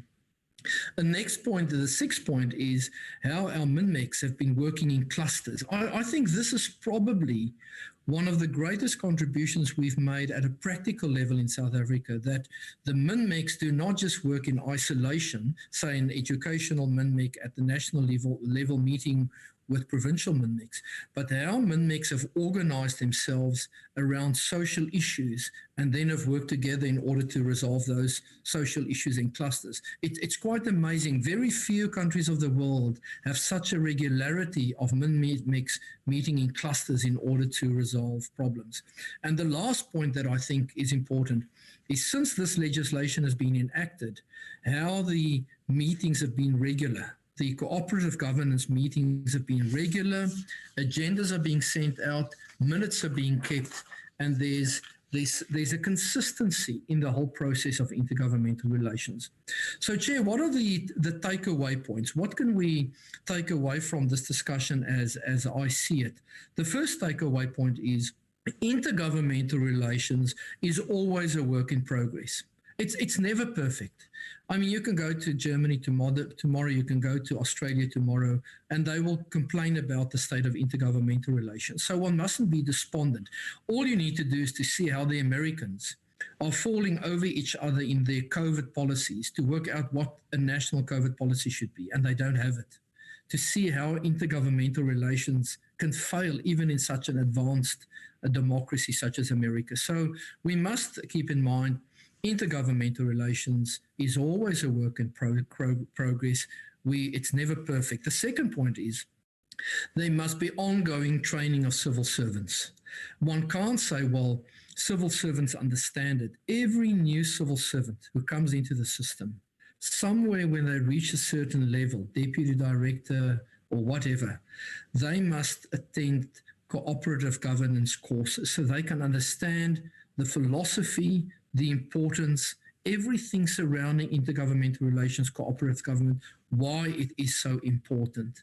Because that is the only way they can take the spirit of 1996 and beyond and of 2005 with the legislation, how they can take it further. That's the second point. The third point is it's important for members of parliament, especially the Ncop, to understand the importance of cooperative government. I mean, if you visit, say, the Bundesrat, the second house of the German parliament, and I'm sure many of your members have visited that, you will hear how well those politicians speak about the importance of cooperative government, respecting their regions, taking account of their local governments. And so it's important that politicians, even if they serve in the national parliament through the Ncop, that they remember their root is in a specific province and they must speak on behalf of that province and that local authority. The fifth point is, and this doesn't happen yet, some departments do it, but not all departments. I think it's important that department heads should, as a standard reporting point each year in their annual report on the conduct of intergovernmental relations in their department. So if you open the annual report of the Department of Education or the Department of Foreign Affairs or whatever, they must report what it is that they've done this year to facilitate and encourage cooperative government with the other levels of government, because in that way they are being held accountable for what they do. Closely associated with that is to make for departments, cooperative government, one of their key performance areas, so they can be judged. If you as an Ncop calls in a government department or an official, you can challenge them and say, well, what is it that you have undertaken to facilitate cooperative government? What are your outcomes? How have you followed up on decisions you've made? Because in that way, the Ncop strengthens its role in the whole process of cooperative government. Finally, Chair, I would say, and I'm going back to 1993, 96 and now, the Ncop has a crucial role to play in the conduct of cooperative government. I've said it many times today, but the Ncop has a responsibility to review the state of cooperative government, to analyze what's happening with cooperative government, to give directions about cooperative government, to coordinate cooperative government, and to facilitate cooperative government. The Ncop could, for example, say every year or every 2 years there will be a State of the Nation report on cooperative government. Where are we at with cooperative government? Having ongoing research about cooperative government. So that is what I will leave with the Ncop, that it has an essential role to play in this sphere. Chair, thank you very much for your invitation today and for giving me the opportunity to share these points with you. Yes, thank you very much, Prof. Much appreciated. I'm sure the issues will be followed up. Thank you very much. The next speaker is going to be Dr. Tina Nzo. Dr. Nzo. Thank you, Chairperson. I hope I'm audible enough. Yes. All right, Chairperson. Thank you very much for this opportunity. I'd like to greet all the honorable members and colleagues who are part of this workshop and deliberating on discussions of IGR and cooperative governance. So I've been participating since the first day, yesterday, and I did realize that some of the previous speakers, such as Dr. Dlamini Zuma had touched on the legal framework of intergovernmental relations, and Dr. Mohale and Dr. Siddle had been talking quite a lot about the theoretical underpinnings and also the principles and concepts of IGR and cooperative governance. And today, at least I've got my previous colleague, Dr. de Villiers, who's now given us a historical, lineage in terms of where we're coming from as a country when it comes to intergovernmental relations. So I thought instead of repeating the same issues that have been disposed yesterday, I should come in with a different approach by actually demonstrating exactly why it is important for us to codify intergovernmental relations and cooperative governance into our planning, especially developmental processes and service delivery. And my presentation will actually draw on a case study which will demonstrate exactly what happens if we do not codify cooperative government in development, and also taking into account that it would also have an implication on service delivery. So I'll just present my slides, and I'll continue from there. So basically, I've just iterated some of the important, very interesting views that we've got from the previous speakers. But one of the things that one would actually want to highlight from these views is the fact that, South Africa is, considered to be one of the most progressive countries when it comes to decentralization. And even though we tend, to disassociate cooperative governance from the lens of decentralization, but yet when it comes to our political, administrative, and fiscal devolution of powers from national to provincial to local government, South Africa is stated as one of the #1 countries that have been able to institutionalize decentralization. And I'm glad that Professor de Villiers has demonstrated that through his presentation. But now the most important question that we need to ask ourselves is the fact that after 20 years since we have progressively adopted decentralization in South Africa, to what extent has decentralization within the concepts of cooperative governance and IGR produced the kind of developmental outcomes and services that improve the socio-economic material conditions of our communities? So through the work that I'm going to present today, it's empirical work through a case study where I provided a relational understanding of IGR between national, provincial, and local government through a state developmental project. And this research was done last year in 2021 in Mthanjeni Municipality in the Northern Cape, where I was based there for 3 months, collecting my data using various methods. Those methods were primarily ethnographic methods. And one of the important aspects that I was trying to examine is the intergovernmental relations and planning processes that unfolded prior to the construction of what we call the Renewable Energy Independent Power Producers Program, which was initiated 10 years ago. So I just wanted to find out what role did local government play in that process, and also the implications of not codifying IGR for development projects and the impacts that it has on spatial planning, municipal infrastructure, service delivery, and contributions towards revenue and local economic development. And by looking particularly from a perspective of underfunded and less developed municipalities, which have limited resources and institutional capacity to leverage on these new developments. So this was just an illustration of the research methodology that I used, where I interviewed and did observations when it comes to geographical and economic and social-spatial a basis of a municipality.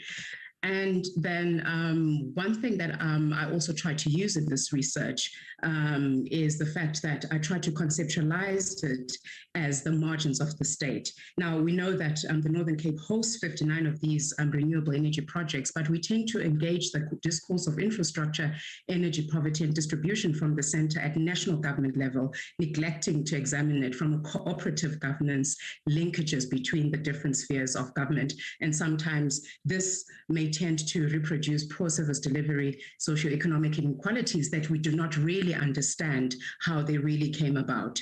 So then I use this term interchangeably, firstly to describe the municipality, which is geographically located in the margins of the state, but also to describe the local government as a sphere of government in its totality, that is its governance positionality within the IGR process, which contributes to the structural reinforcement of local municipalities in the periphery of state developmentalism and service delivery. And this is one term that I liked that Dr. Mohale used when he said that it's part of his conceptual framework of understanding of the juniorization of local government within the different structures of government. So just to get into my findings, when I looked at the intergovernmental relations, just a little bit of a background. Today, we know that there are intergovernmental relations structures and forums that have been established to promote cooperative governance, and those are MINMACs, where ministerial forums responsible for the line functions of ministers at national to their respective MEC counterparts at provincial level. But then we also have other intergovernmental forum comprising of highly appointed level elected and officials in the three spheres. Sometimes from a perspective of local government, we know that the South African Local Government Association plays a very important role. And the Presidential Infrastructure Coordinating Council is one of the high-level structures that coordinates these state activities at national level. And it consists of the president, the deputy president, with key ministers, premiers from all over the provinces, and also the national structure of SALGA. Now, the PICC meets regularly to oversee some of the implementation of national policies and legislation, and also ensure that the different spheres of government are strategically aligned with each other. And the PICC also serves as this IGF structure, which is important because SALGA, as a platform that represents the voice of local government in planning for economic projects, such as the renewable energy, which are spearheaded by the infrastructure office in the presidency, they find a voice in terms of representing municipalities who are going to be affected by this. And also taking into account that we're going through a just transition program, SALGA is supposed to be part of that dialogue. And strangely, last year when I participated in those dialogues, SALGA was not represented in those dialogues. And the Department of Cooperative Governance was also not represented fully in those dialogues, which was quite interesting in terms of really looking at where the disconnect really begins. So then taking you back to this process, in terms of what really transpired, the COPTA, which was a department that was responsible for coordinating provincial and local government, really didn't feature extensively in the process of planning for renewable energy, especially the Ncrp program and the infrastructure investment portfolio in the presidency. They were the ones who were mostly prominent in this process. So in other words, it showed a very centralized top-down policy and planning approach at national level from the presidency to the DMRE, which really enforces this prescriptive culture of information sharing rather than having a dialogue and consultations that are much more deliberative in their approach. And also we saw that out of this research that there was also poor coordination, and there was also complex procedures and ambiguous policies that were not properly aligned for the role of local government in sectoral planning. And another issue that we found out of the research was that certain departments, sector departments, which are very important in the planning processes, were not featuring anywhere. For example, like cooperative governance, human settlements, water and sanitation, public works, national treasury, and education and labor departments. They were not featuring in the process of actually institutionalizing the IDPs, where they would come in and actually deliberate on the kind of plans that will need to be covered in the process of planning for these RIP projects. So in other words, rural municipalities, they really just, continue to be justifications for reinforcing and legitimizing the top-down approach in economic policy and planning.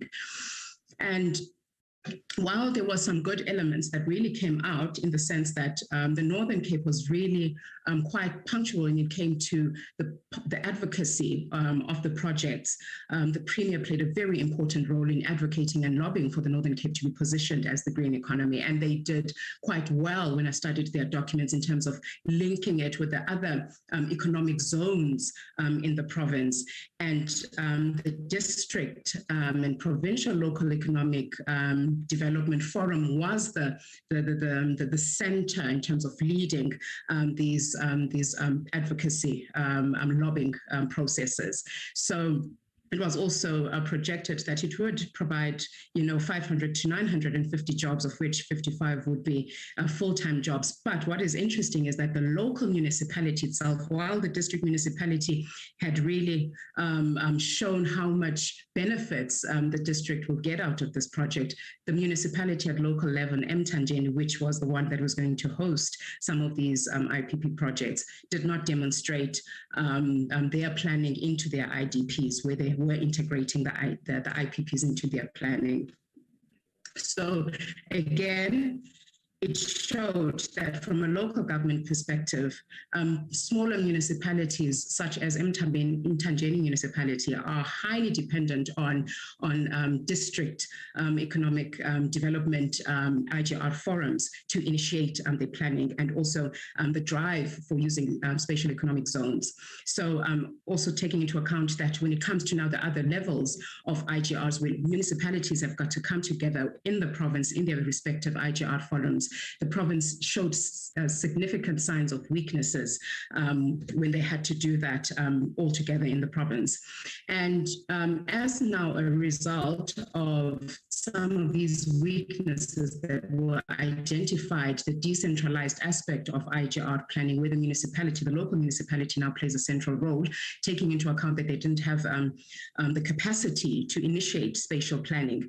Centralized planning resulted in a municipality not being able to do what we call spatial planning and rezoning, because these IPPs were now located, especially the wind turbines, they were located in agricultural zones. So there had to be a rezoning because this activity is now moving towards an economic commercial activity. So therefore rezoning needs to happen. The municipality didn't have that capacity to do that.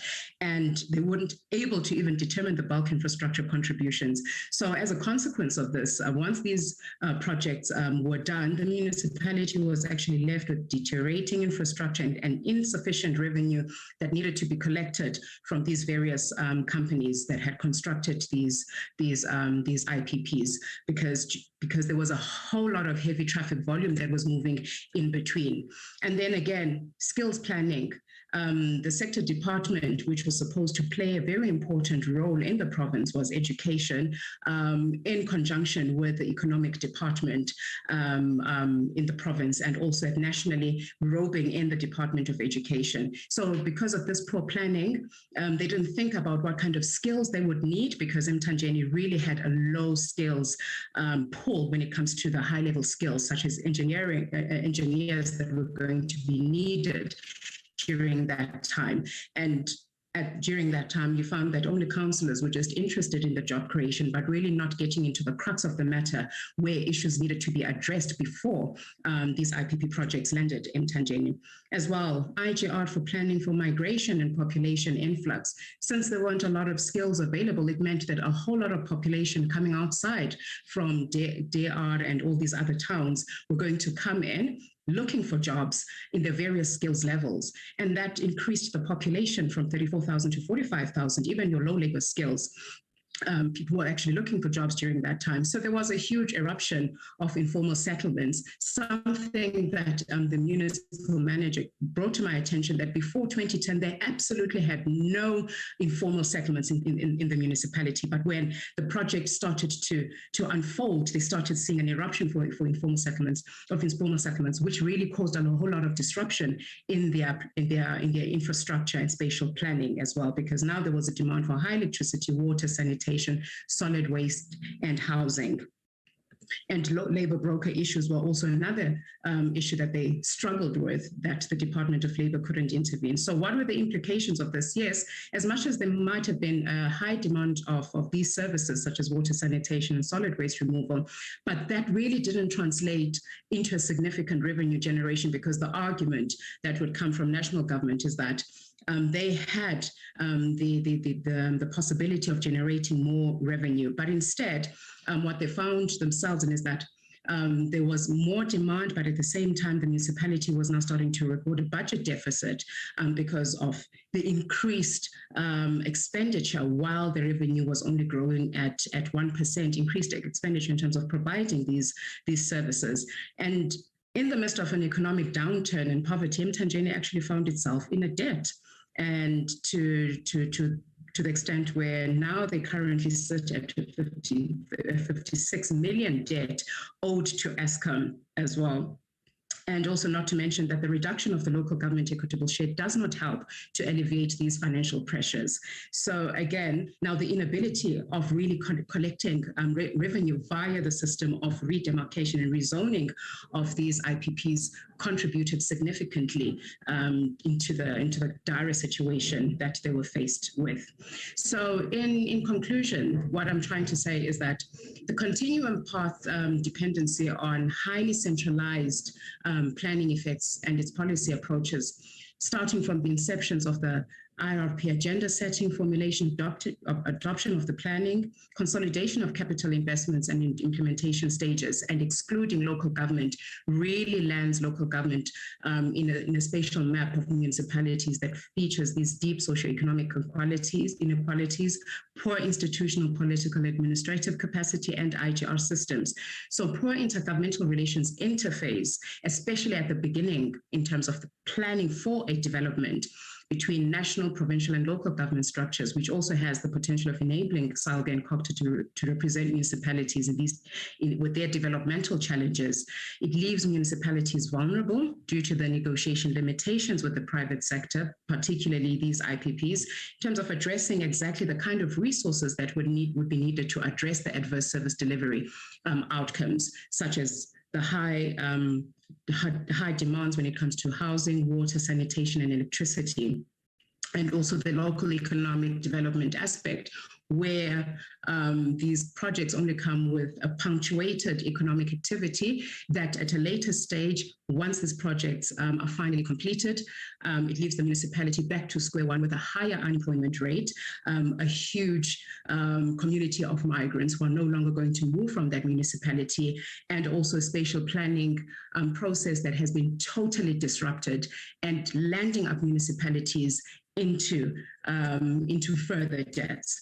So again, my point is that the irrelevance of local government in the margins in the process of IGR and planning for development also means that the state tends to neglect resource distribution to municipalities in the periphery, and also resources that are needed, for infrastructural development of these under-resourced municipalities that contribute to the economy of the state.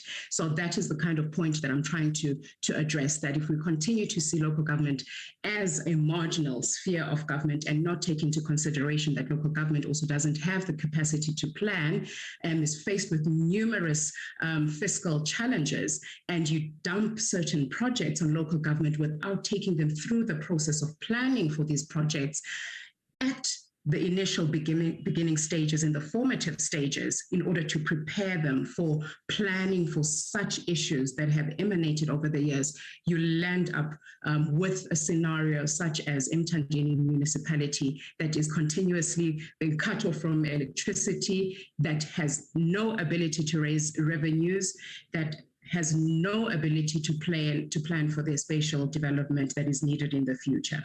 So let me end there. Thank you, Chair.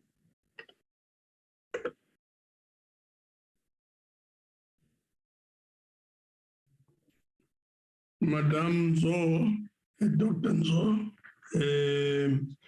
we will now open for discussion and responses. Let me check on the hands. There are only two hands, that of Dennis Ryder, Honorable Ryder, and Honorable Labus Kakne. Let's start with Ryder. Ryder?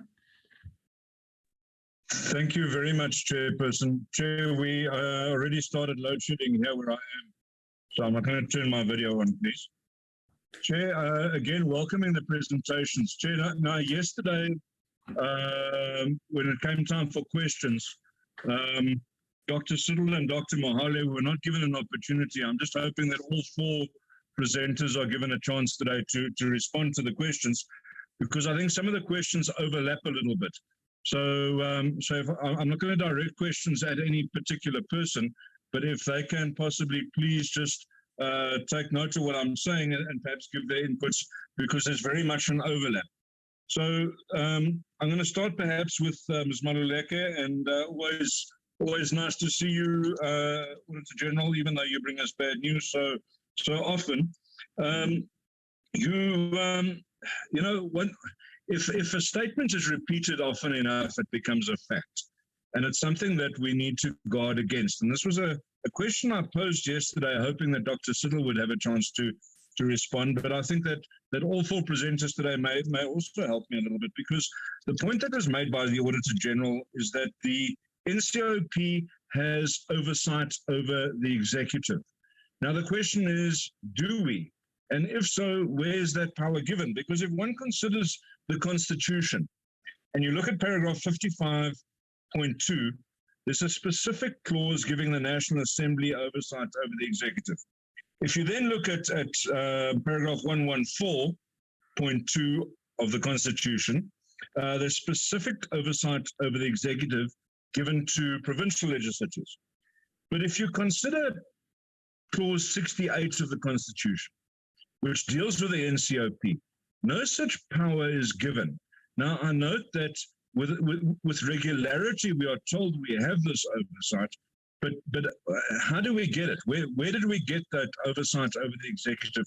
Where do we get those powers from? Because certainly, in my reading, it doesn't come from the Constitution, although it does say in the Constitution that Parliament has oversight powers, but it doesn't differentiate between the two houses. So perhaps we can just explore that question a little bit more deeply, because I think that's probably part of the reason why there is this confusion about what the Ncop's role is specifically, and why we're having these discussions that we're having the last few days. And one of the things that Ms. Maluleke said was consistent warnings about deterioration have been presented by the Auditor General, and we've noted those. But she says that there's little evidence that the message is receiving the earnest attention that it deserves. And in some of her subsequent comments then, it almost appeared that there was an expectation that the Ncop should assume some of the roles that really should be vesting with the Department of COGTA. And now, just because COGTA might not be able to deal effectively with all of their responsibilities doesn't mean necessarily that the Ncop can just assume those roles. So there's a big difference between the COGTA department and the Ncop, but I don't think that there's a clear delineation of the differences in our roles. And I really would welcome comments with regard to that. I did enjoy Mr. Maluleke's slide that said, what should oversight do? And I think there was massive validity in that, and that could probably inform both the COGTA, the finance, and the appropriation committee's programs going forward. AG, and this question is also probably directed a little bit at Ms. Fano. We missed your flower today, ma'am. But the issue that clean audits make for soft targets.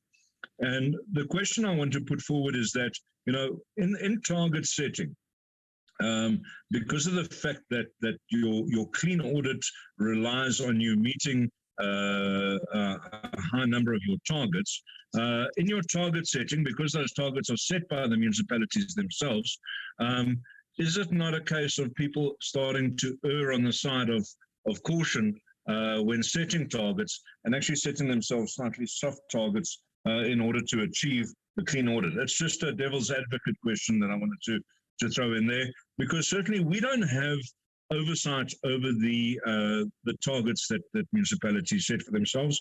and I don't believe that COGTA does either.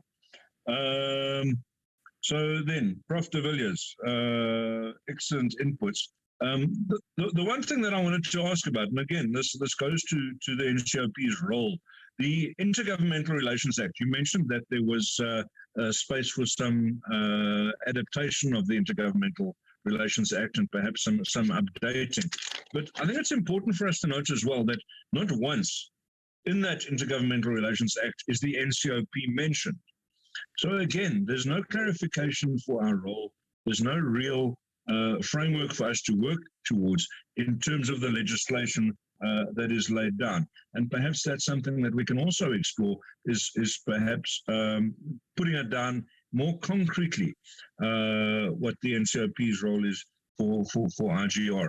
And I do note historically, doing my research over the last week, I've noted that premiers have been called to give a presentation, a mid-year presentation to the Ncop, going way back when, but I note that that's fallen off of our program subsequently.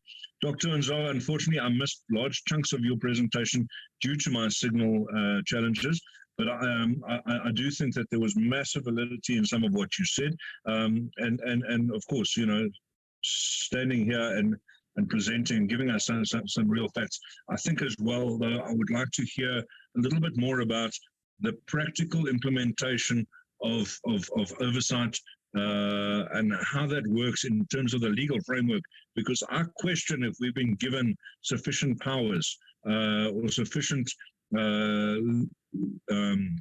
legal powers in order to pursue this agenda. Chair, thank you very much. I'll leave it there for now.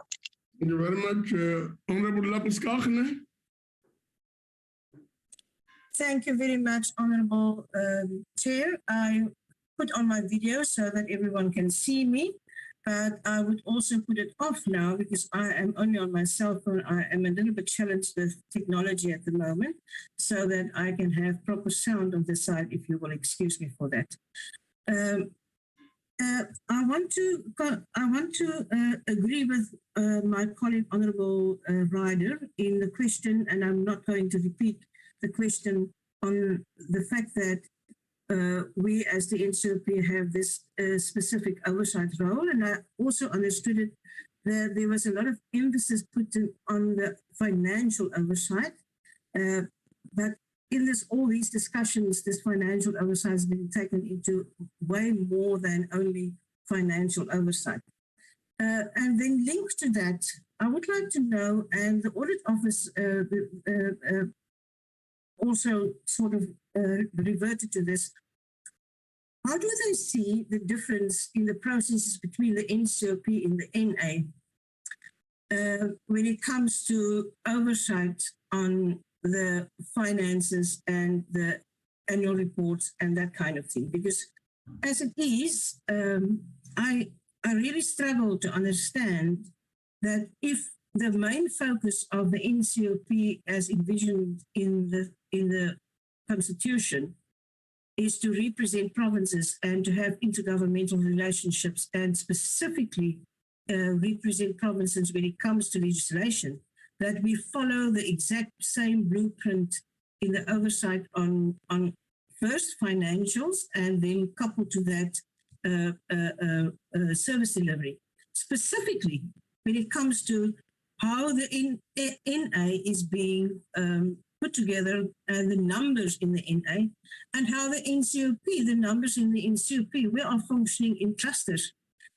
If we find the delegation by law that we have these oversight powers, then my input would be then we have to totally redesign the internal workings of the Ncop, because it's impossible for a cluster of a select committee to go into the detail of 10 departments or anything between 4 to 10 departments that's allocated into clusters as the Ncop is functioning at the moment. Then I would also like to know, you know, the BRR reports, the midterm reports has been done in the NA, where the NA is supposed to be able to give input and questions on and review and evaluate policies linked to performance as well as outcome and make recommendations and say, could have the power, they have the power to do so and say, we think this money should be actually moved to that and give reasons that they go through those motions. But because of the majority of political party represented, that never happens. Now, we in the Ncrp don't see those reports. We do annual reports. And then, you know, that just as an example on how these processes are going. Then my second question is, we refer to all these cooperative government and interrelationships. But, you know, we also had a local government week in last year in the Ncrp, where the role of provinces, specifically with Section 154, has been looking into, and also based on the many warnings on local government issues, but nothing has actually been done. Then my question is, when we look at performance measurement, it's also part of the auditing process. Why is it that provincial governments are not audited on their role as specified in the Constitution on what they have done on specifically Section 154? Because that would be a preventative measure from the auditor side, and that would be, it's a question, and I would like to understand if it is possible, as Professor de Villiers reviewed and said that one thing forward could be to say, for instance, include IRG and APPs for IRG in annual reports. That means that that kind of aspect should also be audited. Then I would like to raise this, and if Professor de Villiers may have a comment on, you know, we all recognize, and it's not only in South Africa, it's in all other parts of the world, where from time to time, a political party has much more dominance than other parties, and so for a long time. But in our situation where the Ncrp has been designed primarily for cooperative governments and that kind of thing, is there a practical ideas or something that you, in your role, research and find and give us an example of how to overcome that kind of thing, that the politics of the day is overshadowing the issues and the real needs of provinces?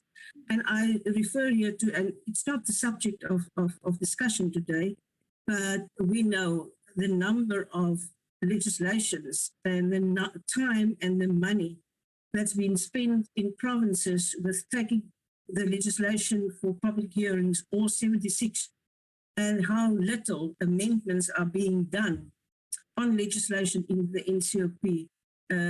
That is an illustration of what I'm asking. And if we're not going to fix this, I can't see how we can say that the Ncrp is actually taking up its role as it's been described in the Constitution. Thank you. Thank you very much. Honorable Winnie Wenya. Thanks very much, Chair.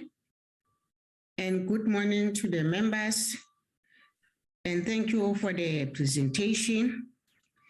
Chairperson, my first question is based on Auditor General, Ms. Maluleke. The Public Audit Amendment Act, which came into effect number 1 April 2019. The question, Chair, is, to what extent has this act assisted the Audit General to take remedial action to ensure that losses suffered by the state are recovered?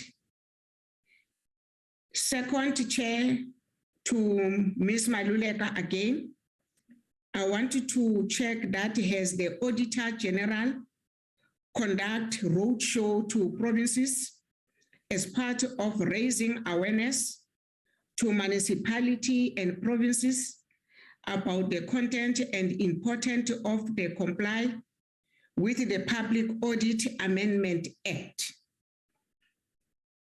Chair, on the second presentation, my question is for Professor de Villiers. I have noted in your points, Professor de Villiers, of criticism. In your presentation, you have raised a number of important issues. The question is, the IGR Frame Act provides for the exclusive to form IGR structures, whilst the legislature structures do not have the IGR framework that guides legislature sector. Now, do you believe the legislative sector should have the Frame Act which provide for the IGR structures in the legislative sector? I need your opinion on this. Thank you very much. Thank you very much. Honorable Dango. Thank you very much, Chairperson. Thank you to the presenters. Chairperson, I look at the consequences of audit findings, and audit findings at times says that people have not been compliant with. Yeah, try to speak a little bit louder, Honorable Dango. Okay. At times, the audit findings find that a local authority has not been compliant in dealing with the report of the Auditor General. Now, I think local authorities are faced with a particular challenge, and it's a policy challenge that we need to deal with. For example, in some areas, land invasions has incurred to the point of over 1 million people in some areas. The question is, has the policy makers at national, provincial, and local come together to look at how they can deal with that matter? The courts have got their own views on this matter and will rule inevitably that you cannot move those people without alternate accommodation. The Auditor General's findings of non-compliance, which actually has an impact upon the ability of that local authority to look at the money market and to look at lending, which could be an issue. But the problem is really that this is beyond the control of that local authority, beyond the control, in fact, of that province, but would need the collaboration of national, provincial, and local to deal with some of the historical problems that exist within the country. Thank you very much.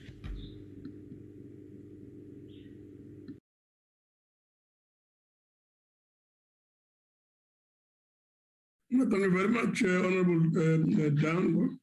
There we are. Can we have responses from any comment from Malulega, Wendy Fan, Professor de Villiers, and Tina Nzo? Any of you, if you are ready, please indicate and speak.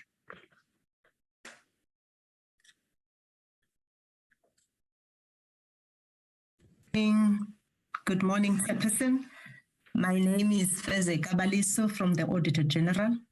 The Auditor General had to step out. Yes, okay.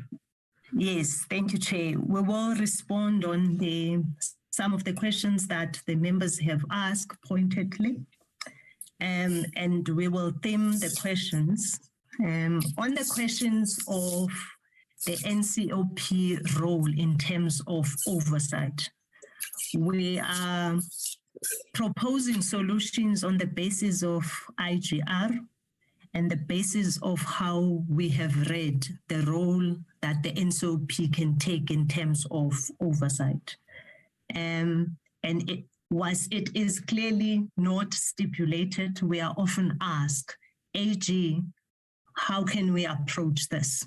And in putting the perspective for the AGSA is to say, having been asked a number of questions in terms of providing solutions, this is how we see the intergovernmental relations in relations to the two houses of Parliament and the role of Ncop as we read it, that there is a role, and AG specifically said, we propose and we suggest that if we talk about the provinces and in relation to audit outcomes, we produce sector reports. And the sector report touches on local government sphere in terms of service delivery. So health is impacting on the citizens of South Africa at a local government. So if you call the MEC that is responsible for health in provinces, as it relates to audit outcome, they could give perspective of how they would put issues into perspective in terms of audit recommendations and actions that they would take. But at the same time, Ncop would be empowered to understand how it supports the provinces and intervene in certain situations. Like we would have Section 139 intervention, yes. Whilst they are implemented in the provinces, the support Ncop could provide in terms of asking questions, because indeed there is representation for the province and there is interest that local government can be strengthened. So the interrelations that must happen does provide for us an opportunity for Ncop to monitor, to ask questions, so that the oversight arm is strengthened. And there were questions around what members have asked about the material irregularity, where the Public Audit Act by Parliament has given powers to the AG to strengthen consequence management. Even there, on several occasions, AG has highlighted that the Auditor General has got a particular role. And when the accounting officers have failed to do their job as prescribed by the Public Finance Management Act, then the Auditor General can act once it has also elevated the issues to the Minister for support. Once all the actors have not acted, the Auditor General will have an opportunity to act, and we will exercise our powers as it relates to that. We've issued remedial actions, as an example, to the Department of Defense, but the Auditor General role will still come after they have not responded to that. For now, we have not issued a certificate of debt because all of those processes of administrative justice still have to be seen to have been observed by the Auditor General, so that we also mitigate the risk of the Auditor General not having given people an opportunity to respond to the audit recommendations. And that's how the law plays out. And there was another question, Honorable Chair, that asked if we have been able to get into roadshow. Yes, we have engaged. We have in each and every province head of the business units that engage with all our stakeholders. That was depicted by the slide that the Auditor General said.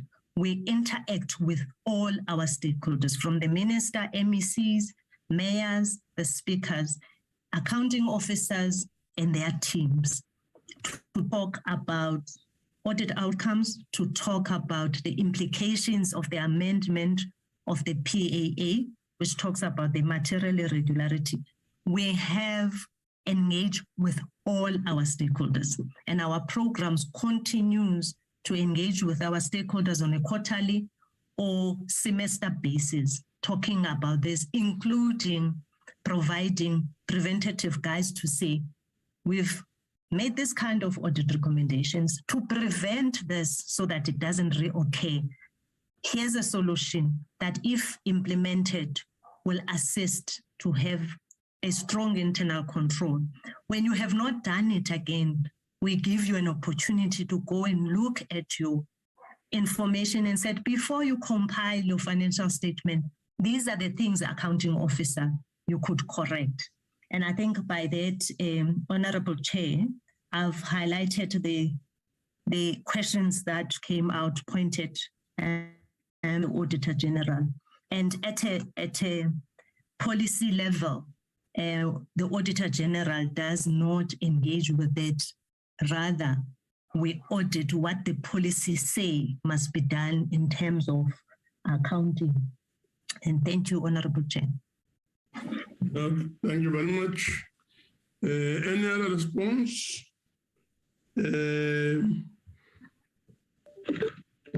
Professor, thank you very much. It's Wendy Fano from...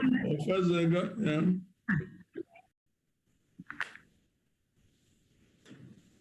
Professor has just responded. Any other response from the other presenters? Chairman, can you hear me? Yes, I can hear you. Chairman, I have answered to some of the questions in the comment box, which I've circulated to everyone, but let me just say by way of summary what I've said. The first is the Ncop's committees have substantial powers. Those powers include, pursuant to Section 69, the power to summon somebody to attend a meeting. Now, one doesn't want to do that immediately because that is taking a very confronting approach, but it is a power. And so the question was, what legal powers does the Ncop have? And the Ncop can summon people to either attend a meeting or produce a report. But I would suggest that the Ncop committees invite DGs, ministers, senior servants to appear, and sometimes some will refuse, and that one accepts that unless there's a need to summons, but summons is never the first step. But sometimes there may be those who are quite willing to appear, and that slowly the Ncop expands its role. This is not something which is going to happen overnight, but I think the Ncop needs a vision of itself, say in 5 or 10 years' time, as a house of the provinces, and then it must ask itself, how will we get there? And one way of getting there is to use the committees to more actively involve people in terms of giving evidence and answering questions. The second point to remember, the question was by Mr. Ryder, why is the Ncop not mentioned in the Intergovernmental Relations Act? It's because the Intergovernmental Relations Act deals just with the executive. It's basically intergovernmental relations traditionally is interaction between the executive arms of government, between the president and premiers, between ministers and so on. But that doesn't mean they have the sole control of intergovernmental relations. So the fact that the Ncop is not mentioned in the Intergovernmental Relations Act doesn't mean the Ncop doesn't have a role. It has a very important role, and that's found in the Constitution. Look at its composition. One doesn't have to go much beyond the composition of the Ncop to see what important role it has. The third point I would make, and that is in response to what Ms. Labuschagne and Mr. Daniel and Ms. Mwingwa said, how does the Ncop improve its functioning? I would suggest that the Ncop say to itself, well, why don't we ask the Law Reform Commission, or we have a department or a university or whoever, why don't we have somebody do the following research for us? Let's do an analysis and an assessment on the functioning of the Ncop within the context of Chapter 3 of the Constitution, and make recommendations how the Ncop can improve its performance under the Constitution. Then may one get a very good idea of where the Ncop can improve. I think one must understand that we started with a constitution with no idea how we're going to operate it. Now we're at a stage where at the executive level, intergovernmental relations have made a lot of progress.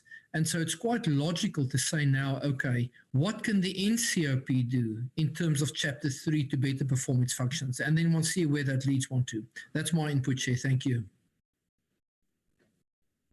No, thank you very much.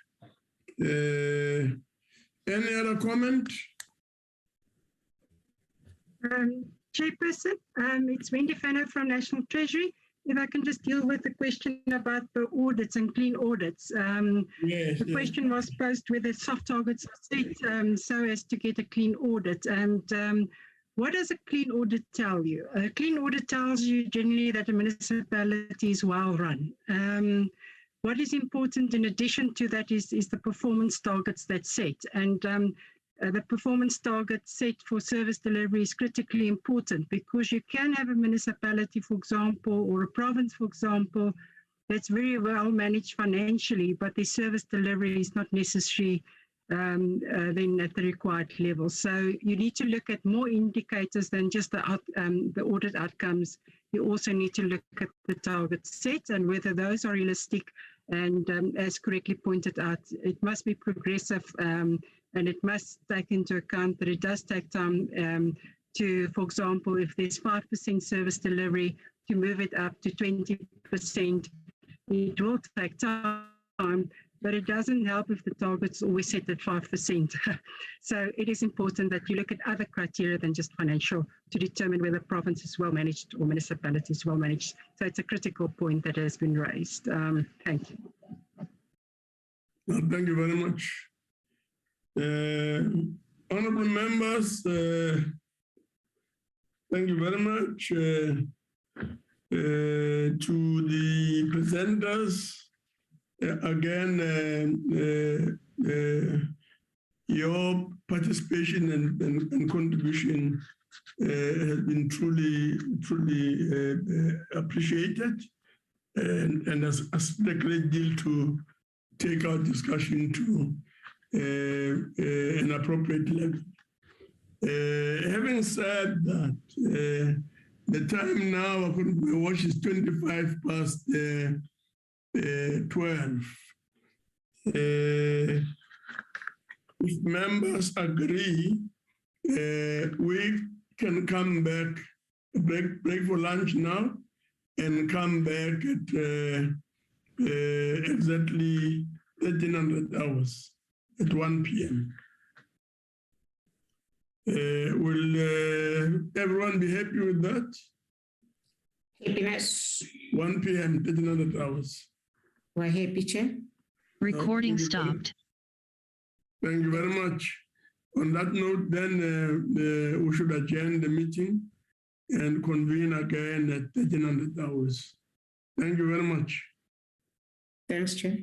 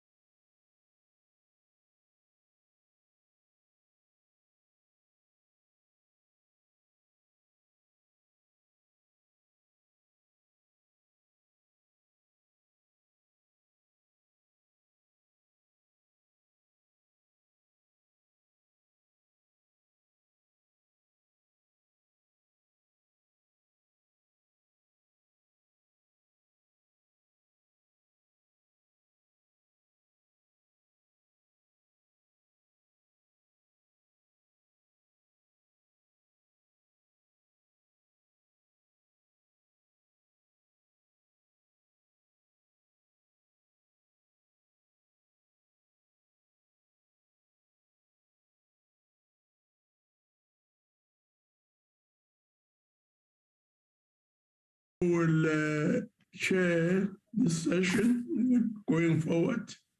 Honorable Sheikh, over to you.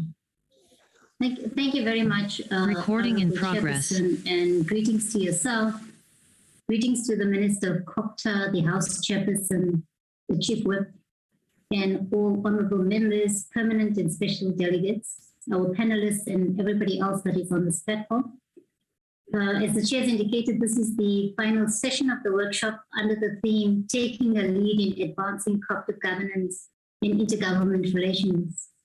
And as has been deliberated in the previous sessions within this workshop, the unique constitutional design of the National Council of Provinces and its role in the realization of this cannot be overemphasized.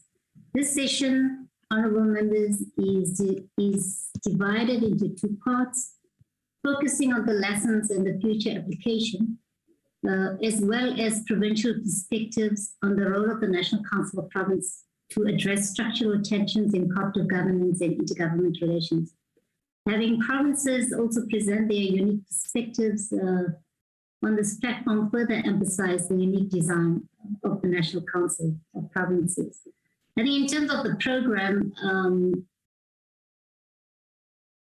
there are two parts or two different focus areas that will be presented. The first focus area is on delineating the role of the National Council of Provinces in cooperative governance and intergovernmental relations, lessons and future application. In terms of the presentation for this focus area, we'll receive a presentation from Professor Nico Statler, who is the South African Research Chair in Multi-Level Government Law and Development at the University of Western Cape. The second presentation, which was supposed to have been done by the Secretary of the Ncop, Advocate Pinjara, will not be made in this session. It was indicated to us that the issues he was to raise have been adequately covered in the previous presentations. However, after the presentation from Professor Nico Statler, we'll then allow honorable members an opportunity to contribute to the discussion. But you should also note that Advocate Pinjala is on the platform, and if needs be, that he may have to contribute, he will. Yeah, so and I see smiling. But that being said, let me then call upon Professor Statler to make the presentation. Professor?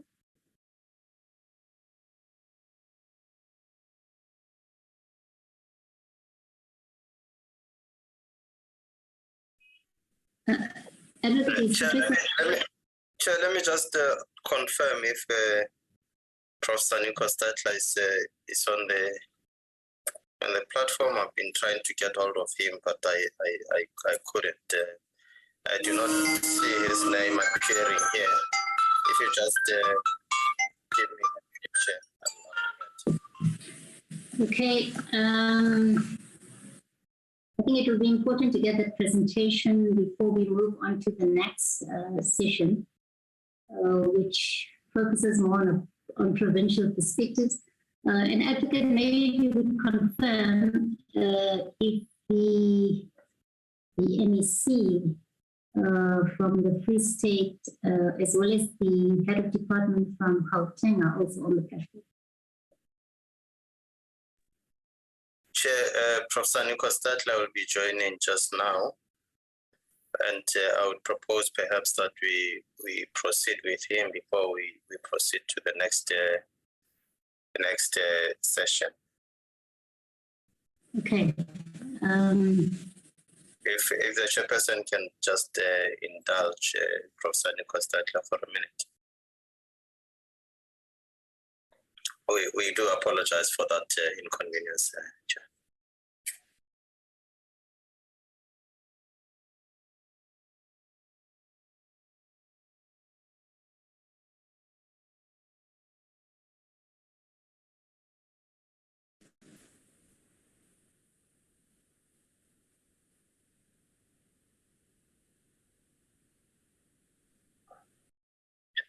Honorable Shaik, Professor Ncop has joined the proceedings. Nico? I must confess, Chair, that I'm the prodigy of Professor Ncop. He was my lecturer at the University of the Western Cape. That is why I have deferred to him to take on this session. Nico, are you there? Yes. Good afternoon. It's really wonderful and a great privilege for me to be able to speak to you this afternoon, and it was great that the old student could welcome me.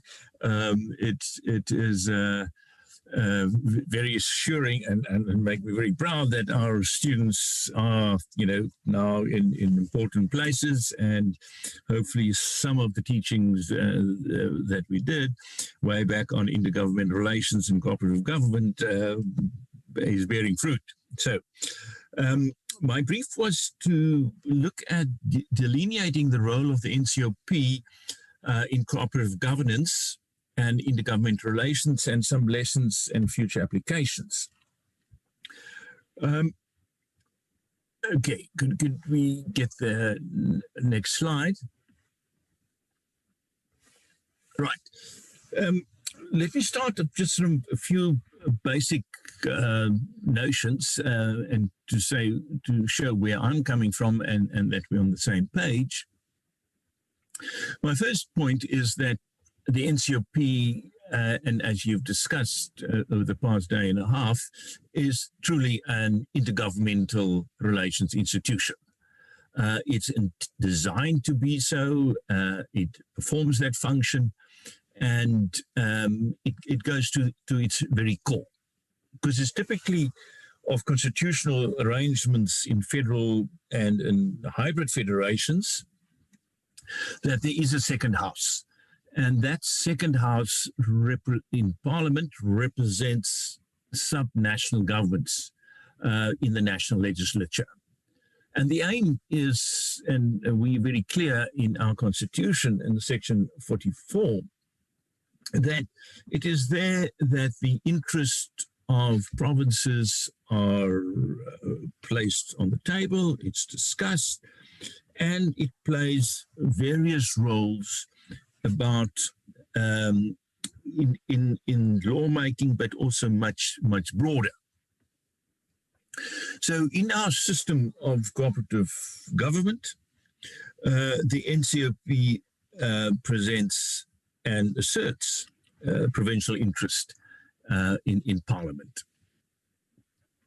And it does so not in a vacuum, but within the context of the principles of cooperative government and intergovernmental relations that is spelled out in the Constitution. And this principles guide the way in which the Ncop performs its functions that has been set out clearly in the Constitution.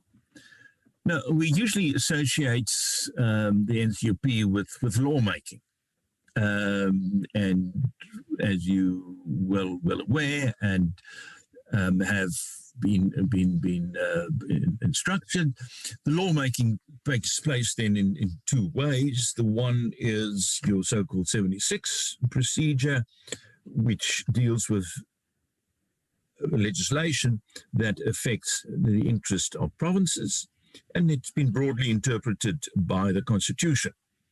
And the other one is the Section 75 process, by which decisions, lawmaking is done in respect of matters that do not affect provinces. And it is a fairly important distinction to be drawn, because should Parliament or the Parliament, both houses, decides that a matter, a bill does not affect provinces and only is and follows 75 procedure, and it is then found later, but no, truly it did affect provincial interest, then the matter can be set aside, or the law can be set aside, because the Parliament followed the wrong procedure. And the most recent example was the Systems Amendment Act of 2011, which in fact was set aside because it dealt with matters that provinces had an important role to play, but it didn't follow the Section 76 procedures. And so the Constitutional Court gave a certain period of time in which Parliament had to fix it. And so eventually a new act had to be adopted following the correct procedure. Now also different procedures followed in terms, if it's a constitutional amendment, then the numbers of votes become 6 out of 9 as opposed to 5 out of 9. The second important area of function is that of co-decision making with the National Assembly on some key decisions. And a very important matter is that of ratification of treaties, which gives the Ncop an equal say with that of the National Assembly. And so if there's a disagreement on between the two houses, this treaty is simply not ratified. So a very important role, and I'm not sure how strong the Ncop has been in scrutinizing treaties, because some treaties can have very provincial impacts, both in terms of territory, but also in terms of their functions that are set out in the schedules 4 and 5. Another example would be declaration of a state of emergency. The other very significant area of or function is that the Ncop actually has the power to set aside national government decisions, set aside provincial decisions with relation to interventions in terms of Section 100 and Section 139. So if the National Executive determines that a province has not been able, did not or cannot perform its functions, its executive obligations, it may intervene, which in the case of provinces may lead to the assumption of functions by the national government. And here, provinces can disagree, and provinces collectively in the Ncop may decide that there was not a case for intervention and therefore set aside the decision of the national executive. So a very powerful, hands-on, direct executive decision-making role given to the Ncop. In the case of local governments, where a provincial government, a provincial executive, intervenes in a municipality, both the national government in the form of the Minister for Cooperative Government and the Ncop may terminate such a provincial decision. So you see here that the Ncop, the delegates to the Ncop, performs a certain oversight function over provincial executives on this very specific matter. And with the problems that we have at the moment with local government, there are a large number of such interventions. The Ncop must, in fact, not only approve or cannot disapprove, but if they approve, they must also monitor and may decide within 6 months whether a matter should be reviewed or not. A fourth function is that of making appointments to a key body, the Judicial Service Commission, where some of the members at the moment is serving, doing the interviews for a future Chief Justice. And then a last aspect and last function that I will concentrate on a moment is its oversight role, which is a tricky one, but I will deal with it in a moment. But first, in exercising these functions, the Ncop is bounded by Chapter 3 on cooperative government. Okay, next slide.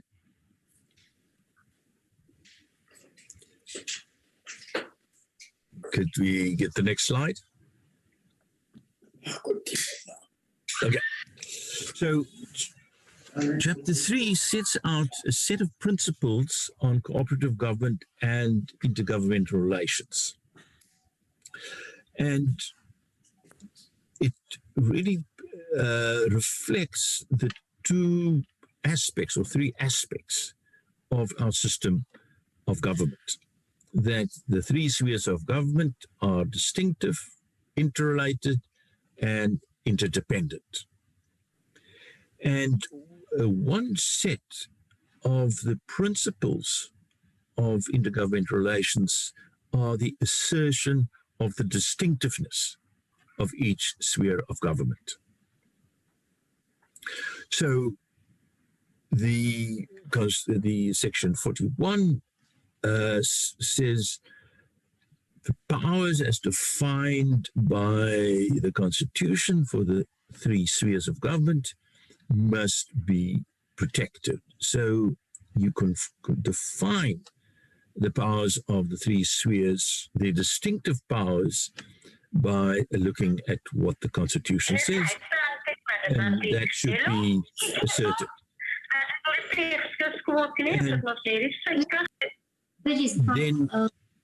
Then you may assert your powers, but the reciprocal duty is that other spheres of government, the provinces, the national government, local government, must respect your autonomy. So all spheres must respect the constitutionally defined autonomy of another sphere of government, and the provisions are fairly clear. So you can see this asserts the distinctiveness. But your distinctiveness as a province or as a local or as a municipality must be exercised within the context of the unitariness, the oneness of the country. So the autonomy is exercised on the basis of the preservation of the peace, national unity, and indivisibility of the Republic, and all spheres of government must show that loyalty to the Republic. So very clearly, there's not sort of, one does what it like and go off on a tangent. There is the notion of national unity, seeing the country as a whole, and showing that loyalty to the Republic. And how you exercise your powers, each sphere of government, each organ of state within each sphere, is that they must all perform their functions in a very efficient, transparent, and accountable manner. So this goes about the quality of governance. And this is a fundamental principle of our system, is that notion of effectiveness, of transparency, and obviously transparency closely linked to accountable government. And that is explicitly set out in section 41(1)(c). And this set of principles in section 41 focuses on the distinctiveness and how you exercise it. And then in the next slide, please,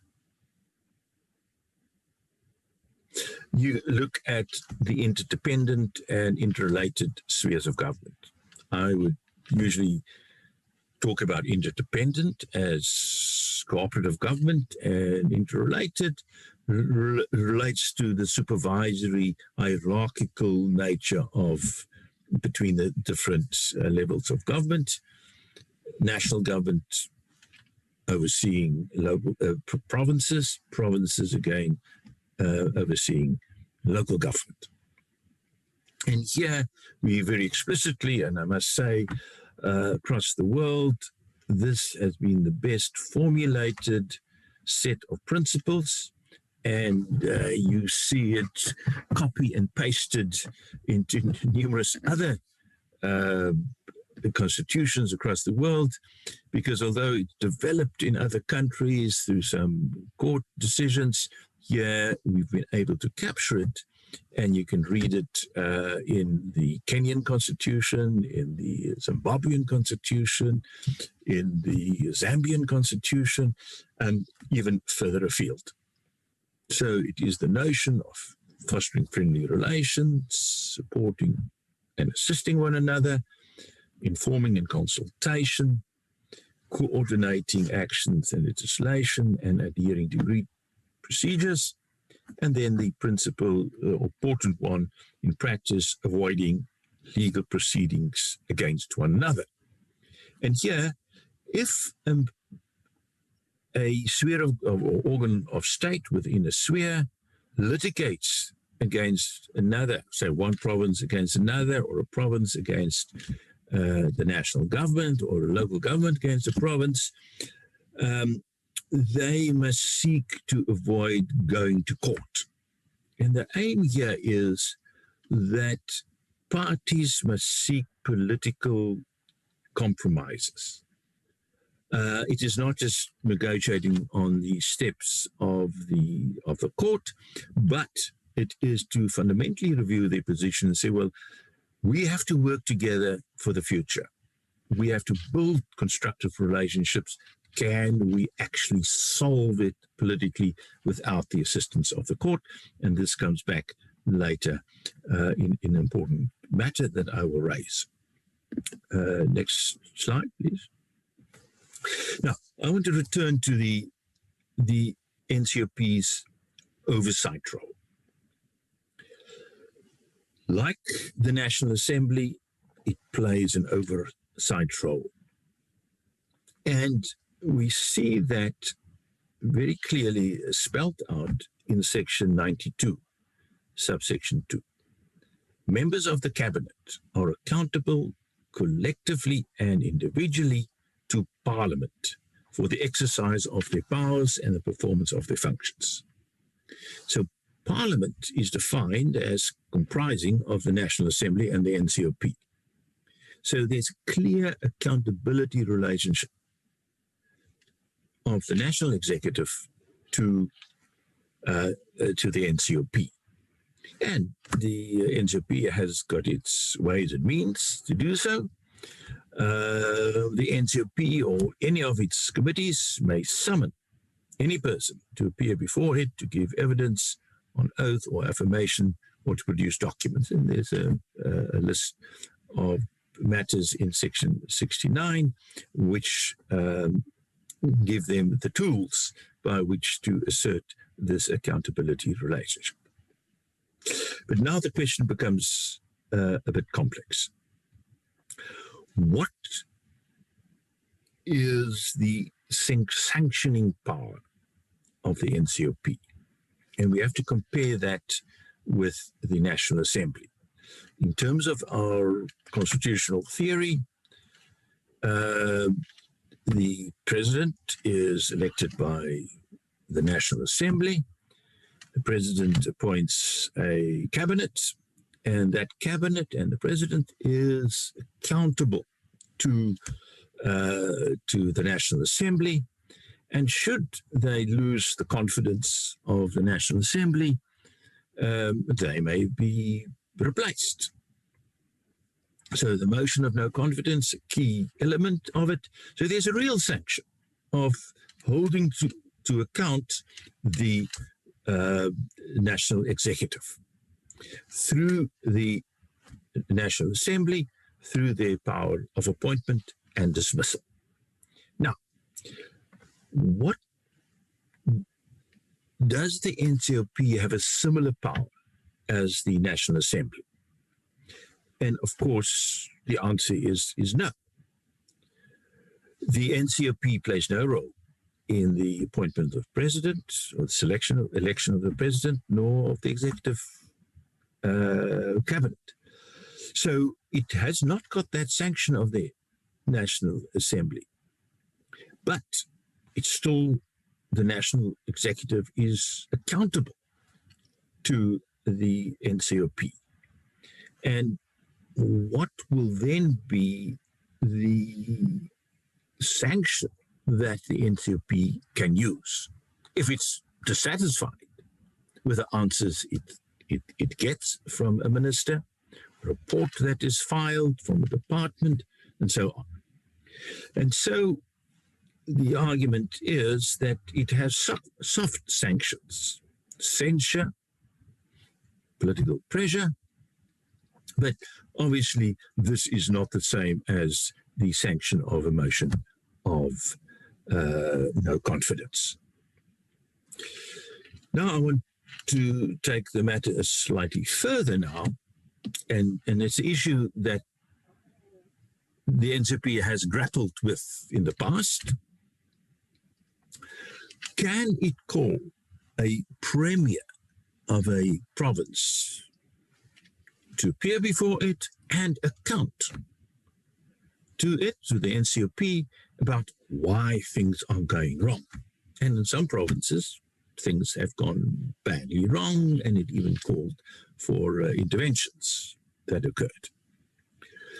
So the first question that one would have is, can they call a premier? Can the Ncop summons, in terms of Section 69, summons a premier to the Ncop? And the answer is yes, because Section 69 says any person may be summoned to report, to answer questions. And therefore, the premiers, if they receive a summons, invitation, they must come. But the question then is, in what capacity are they there before the Ncop? Is it to account for what they've done, i.e., to please explain, and that there's any accountability relationship between the Premier and the Ncop? My argument is there are none. Because the Ncop had no role in the election of the Premier or the Provincial Executive Council. It is there only to get information, and it may even use, but cannot ask to account to them, because there's no political connection or constitutional connection between the Ncop and a premier. It could well be that a delegate who from a province who seeks to do that may be removed, because that's the power of the provincial legislature, also to remove and change delegates to the Ncop. And so the same issue is come to the fore with respect to municipal councils. Numerous reports of really bad managed councils. Can the Ncop summons a mayor? Yes, any person may be summoned, But what is the relationship between the mayor and the Ncrp? Is there an accountability relationship? The same as the mayor of a municipality is accountable to the municipal council. And again, the argument is there are none. There's no links. So the primary role is the getting of information, asking for a report, which is very different in concept. To say, well, please come and explain, you are going to account to us. And in the past, mayors have simply refused. So important distinction to make about premiers and mayors or any other person from provincial and local government when they are called to the Ncrp, on what grounds does it happen, and for what purpose. Next slide. Okay.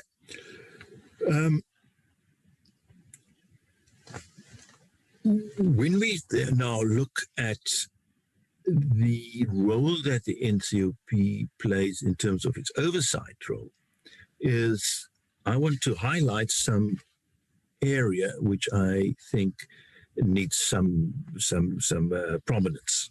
And that is focusing its oversight duty on the executive conduct relating to cooperative government and IGR.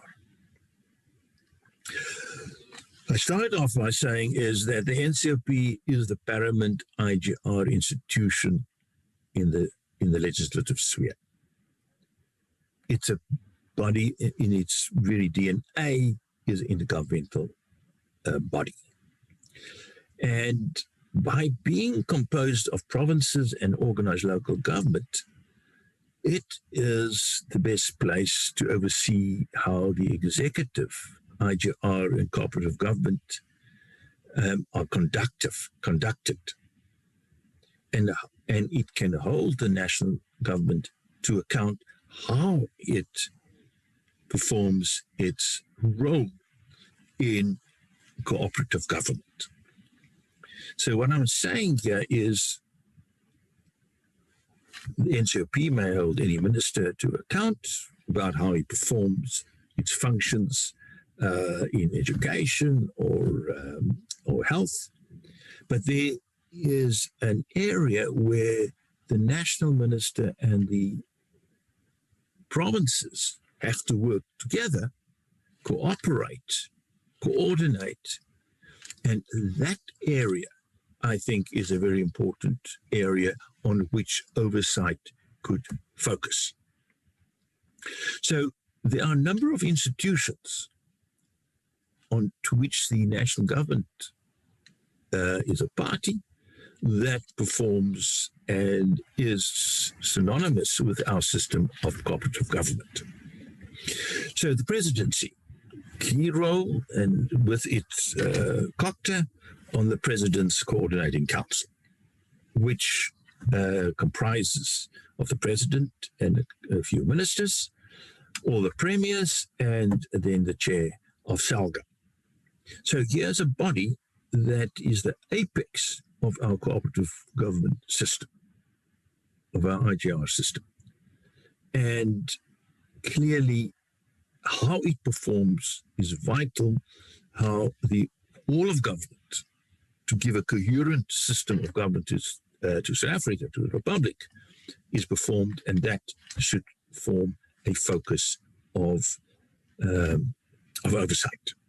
Then, obviously, there are numerous MINMECs.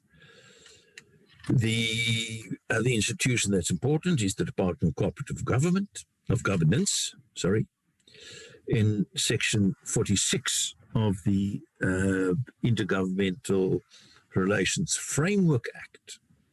There is, in Section 46, says the minister may from time to time, when necessary, table a report in both houses of Parliament, therefore also Ncrp, with regard to the general conduct of intergovernmental relations in the Republic, the incidence and settlement of intergovernmental disputes, and any other relevant matter.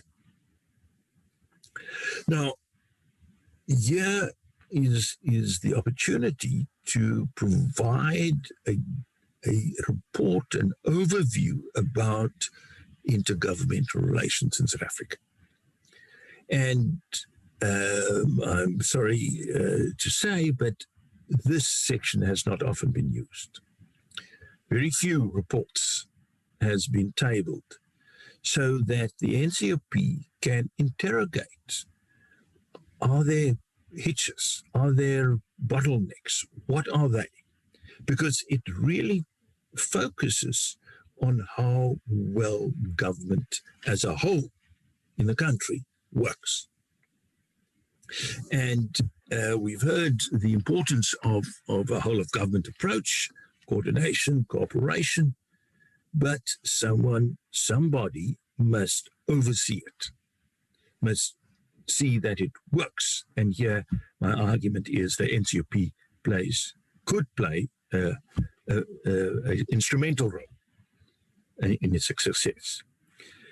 Other bodies, institutions that plays a very important IGR role is, of course, National Treasury, which deals with provinces and local government through flows of money, through reporting duties, etc., etc. So here is a key area, intergovernmental player that in the national sphere, accountable to the Ncrp, whose conduct of IGR is then open for scrutiny by the Ncrp. And then all the other departments that by their very function will engage with the national government or with the provinces, all this in the areas of concurrent powers, and also local government can be thrown in. So an argument that's that if you perform an intergovernmental oversight function, a key focus area should be the operation of our system of cooperative government. Next slide, please. Now, I want to focus on two areas where this has become vital. And the one is, of course, the COVID pandemic. Because COVID impacted on concurrent functions, which are the responsibility of national and provincial governments, health services, disaster management, education, this and numerous others, which are concurrent. So both spheres of government are responsible for it. And so clearly it requires cooperation. And our system of cooperative government is based on the notion that we have a concurrency of powers, not to look for conflict, but for cooperation. And then local government is also part and parcel of the scope or the impact that COVID has had. But if you just look at their functions, we see municipal health services, trading regulation, water and sanitation, cemeteries, public places, removal, refuse removal, and solid waste disposal. So when COVID came, all three levels of government were intimately concerned about it. And now the question is, what was the cooperation like and how was it managed? There were a number of pre-existing IGR tools and forums which are designed to deal with cooperation and coordination. The PCC, the President's Coordinating Council, or the MINMEX, the Council of Education Ministers dealing with education, the Intergovernmental Committee on Disaster Management. What we've seen, which deals with, which members are the Minister responsible for disaster management and the MECs in the provinces responsible for disaster management. What we've seen, however, was a very centralized dealing with COVID through the National Corona Command Council.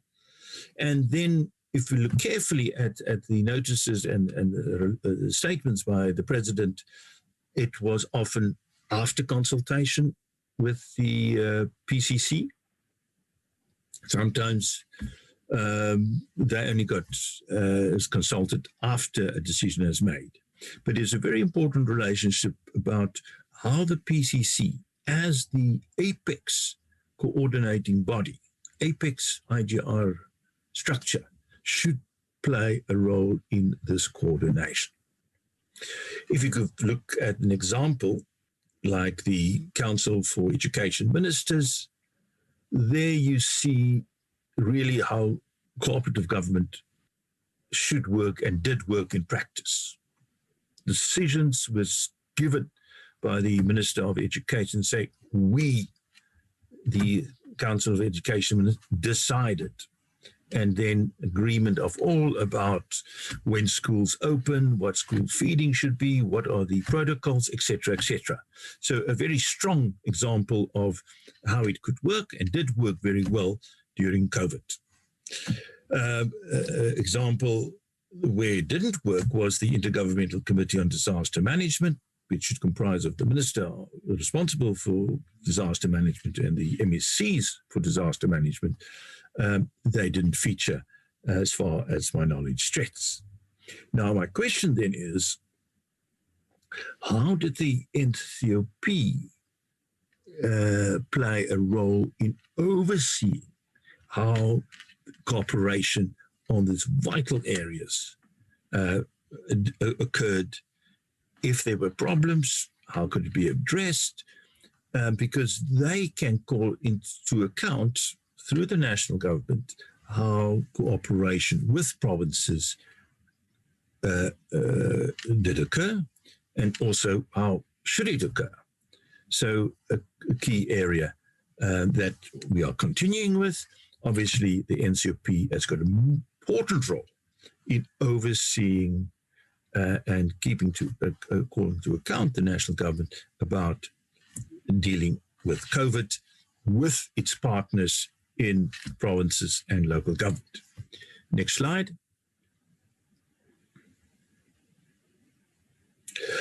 The other area that needs serious attention, as you all know, is electricity and Eskom. So it's intergovernmental relations matter. Eskom is a national organ of state, and at the moment they are employing various means to enforce municipalities to pay their debt. It includes suspending supply, even attaching the central bank account of a municipality, charging people for contempt of court, mayors and so on, who don't follow or don't obey court orders that they must pay up. So Eskom, a major player, national government. Municipalities, many of them bankrupt. Now they rush to court when Eskom says we're going to cut your supply, which means the entire town comes to a standstill. And they've been getting interdicts against Eskom because said if you cut electricity, it's got a huge ramification. It's the collapse of our communities. And the courts was willing to give these interdicts because they say it will be absolute human catastrophe, disaster, should you cut electricity. Provinces come into the picture because if a municipality cannot perform its functions, its executive responsibilities, obligations, they should intervene. And if they're in a financial crisis, must intervene. So provinces are there. National government is also there as a overseeing provincial interventions. Section 139 provides explicitly that if provinces cannot or does not do well adequately their interventions in case of a financial crisis, national government, national treasury must intervene. That is also not happening. So citizens and communities said, what can we do? Now they run to court and to vindicate their rights to water, to services, to a healthy environment. And the courts have been giving them interdicts against Eskom. But Eskom has got signed agreements with municipalities that they must pay, and municipalities are not complying. So what now? So the courts are now sitting with this mess about municipalities who can't pay, Eskom that will go bankrupt if municipalities don't pay. And they said, we can't resolve it. It is, in fact, an IGR dispute. And therefore, we're referring the matter back to the parties to resolve. Because someone there must be a resolution who is going to pay the outstanding debt, particularly if there are cases where municipalities will never be able to cover it. So my question is then, who oversees this intergovernmental matter, which is now a critical dispute that affects the health of communities, the economic activities, and if the economy collapses in the municipality because they can't produce the fallout from that is horrendous. So who in government, in Parliament, looks at this? And here my argument is Ncrp has a vital role to play. They get notifications of any intervention, but I think the role of the Ncrp is larger to actually seize and say, well, from an accountability perspective, from an oversight perspective, how are the three levels of government getting together through cooperation that this matter must be settled? Because at the moment, the courts don't want to touch it. It is in the hands of the three, but there needs to be, of the three spheres of government, but there needs to be coordination and some oversight that the matter is done. Last slide.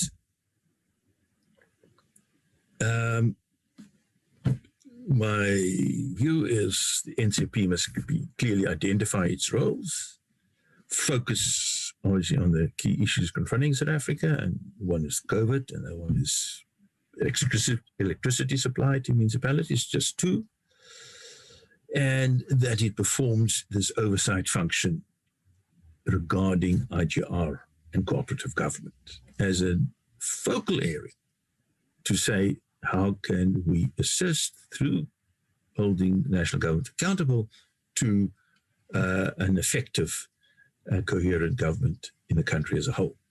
Last point, which just to think a bit longer term, next election.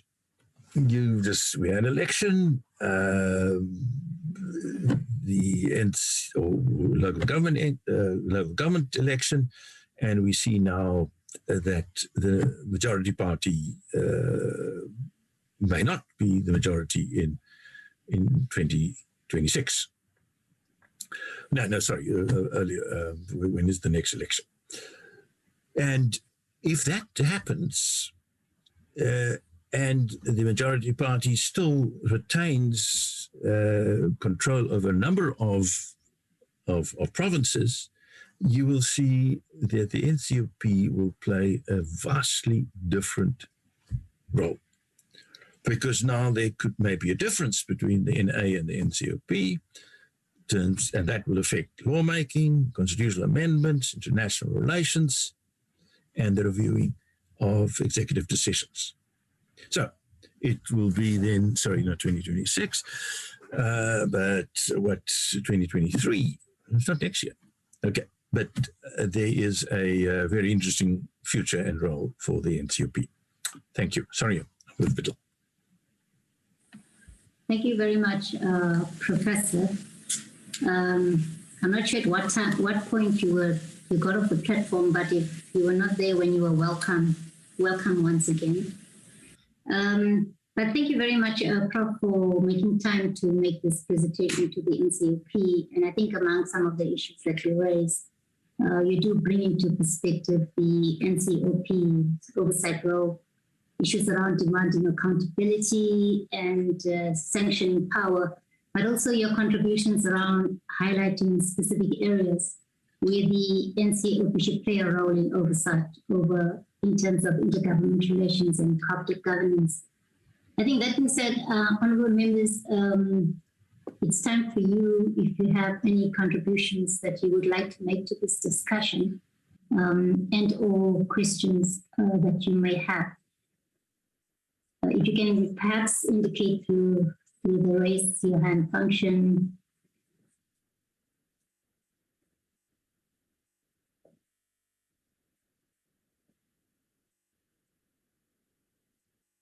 Okay, I'm not noticing any hands, Prof. But I just take it similar to yesterday. This is the after lunch session. But I think, Prof, a lot of the issues that you covered were also covered by other presenters as well, to some extent, except perhaps for some of the areas that you suggest that the Ncop should play a role in oversight. But let me then take this opportunity, Professor Stetler, to thank you profusely for making this presentation to the National Council of Provinces. Thank you very much, Prof. Members, we will then move on to the second part of the session, which is advancing the role of the National Council of Provinces to address structural tensions for effective corporate governance and intergovernmental relations. As I said previously, these are provincial perspectives, and I think it's a very important session due to the fact that we are the National Council of Provinces. I think there's been in terms of presentations, we receive a presentation from the Premier of KwaZulu-Natal, Honorable Zikalala. Welcome. Following Honorable Zikalala, we'll then get a presentation from the Gauteng, the Free State MEC for Cooperative Governance and Traditional Affairs. That's Honorable Dugwana. And the final presentation we'll get is from the Gauteng Head of Department, Human Settlements, Urban Planning, and Cooperative Governance and Traditional Affairs. That is Mr. Kululekile Mase. I think in that order, we'll get these presentations, honorable members. Thereafter, once again, we'll open it up for discussion by yourselves and for responses. Honorable Premier of KwaZulu-Natal, Honorable Zikalala, the platform is yours.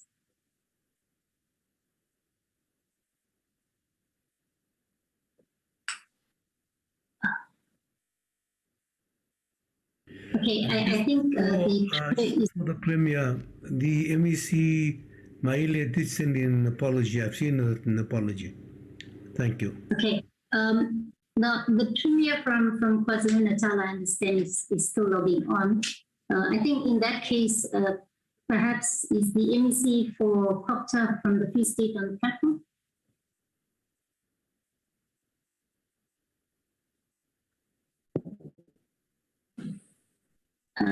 Advocates, I'm not sure if someone can assist me. Yeah, I see MEC from COPTA Free State. The platform is welcome, MEC. Thank you, and good afternoon. I really appreciate this opportunity to share some thoughts around the topic given to us in relation to the role of the Ncop to address structural tensions for effective cooperative governance and intergovernmental relations in South Africa, giving a provincial perspective.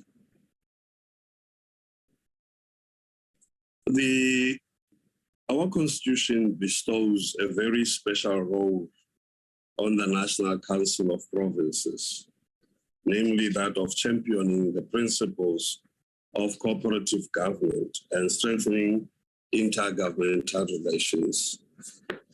But having said this, we have seen, especially in the province of the Free State, challenges that structural problems that are providing challenges to municipalities, especially in as far as their ability to provide services and to discharge their responsibilities in a manner that is expected as the Constitution provides for these institutions to do.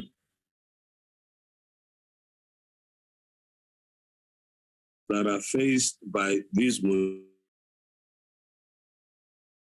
but realize that it, as a province, we have seen too many protests, which are a demonstration, one, people who feel alienated in terms of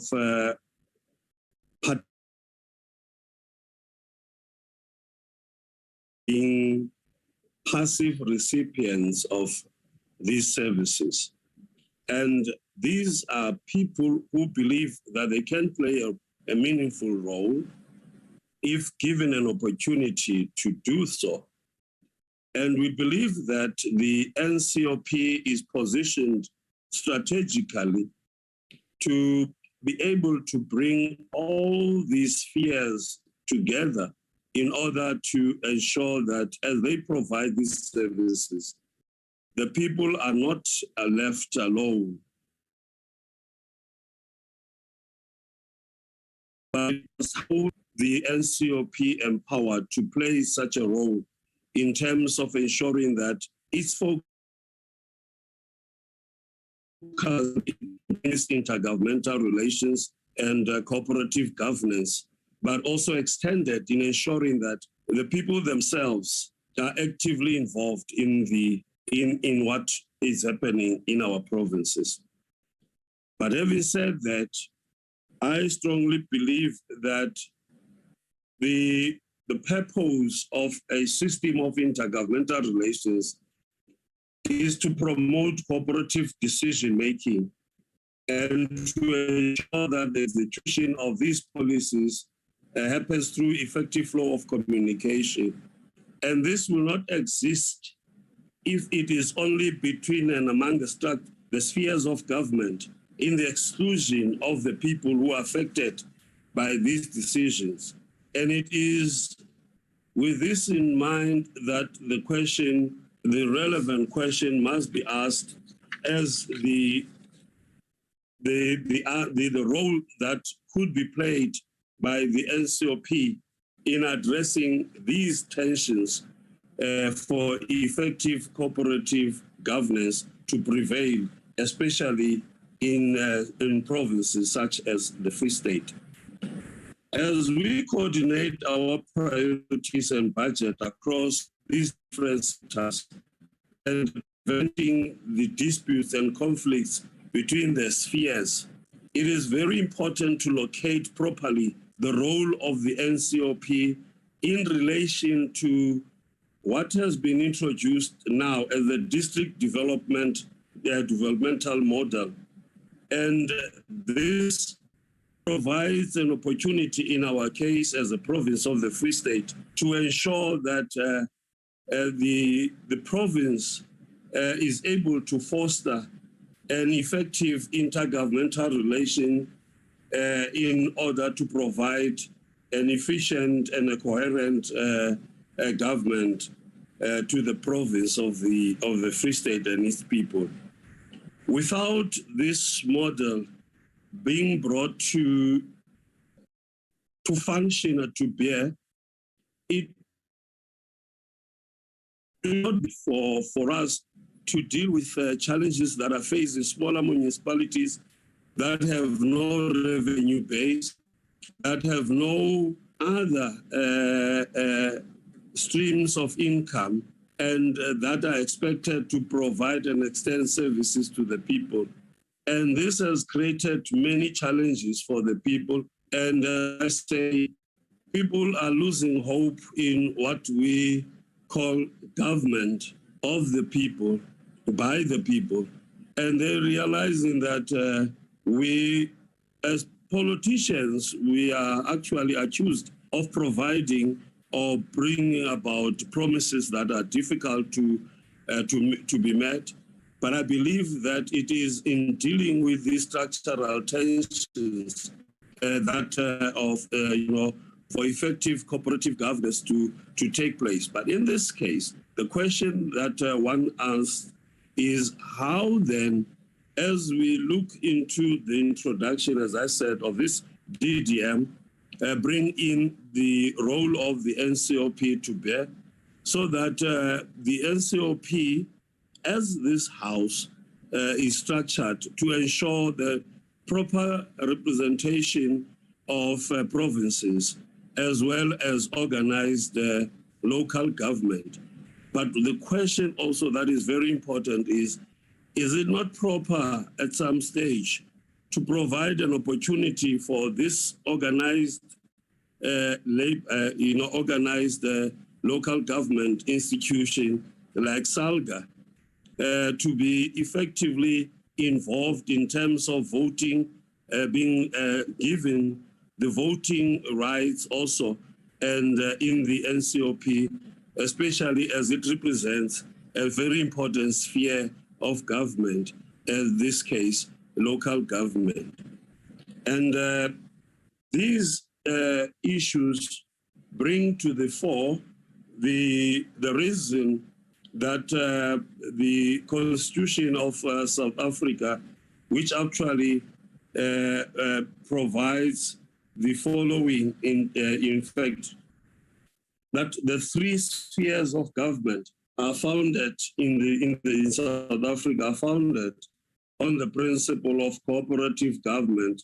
And from this understanding, it means all the spheres have a reciprocal obligation to trust, support, and assist one another in coordinating service delivery to the people. But what we have seen is the use of intervention of Section 139, which especially in the province of the Free State, have not actually bear results that we would have expected.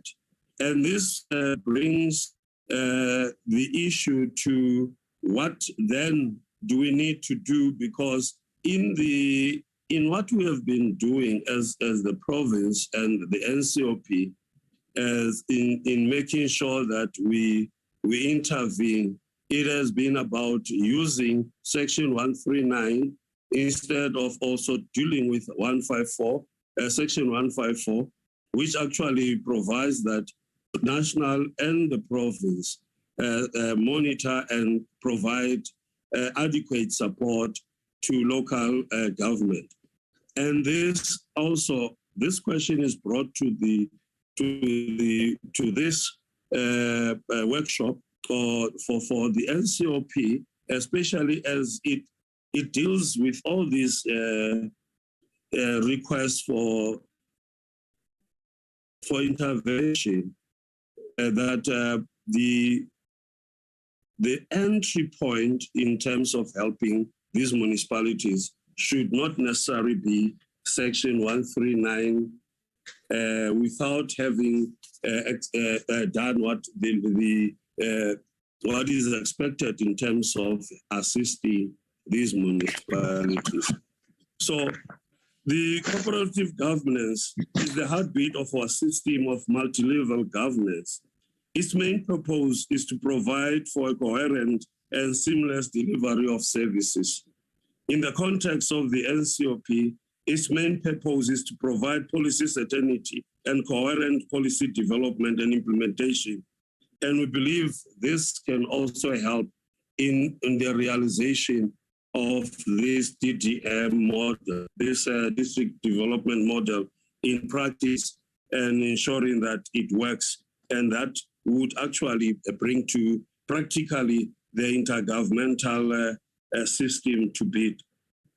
In the context, as a country where we have matured from passing laws to monitoring the implementation of these laws, it is a fundamental part of oversight responsibility of the Ncop, its primary purpose being to assess whether the implementation of these laws and the expenditure of funds is achieving the intended objectives.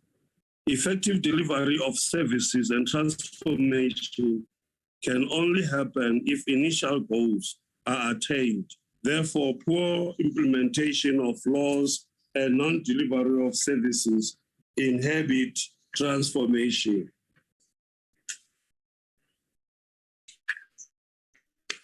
Chairperson, the mandate of the Ncop is to provide oversight, to draw provincial and local experiences into the national debate when the effectiveness of policy and its implementation is considered.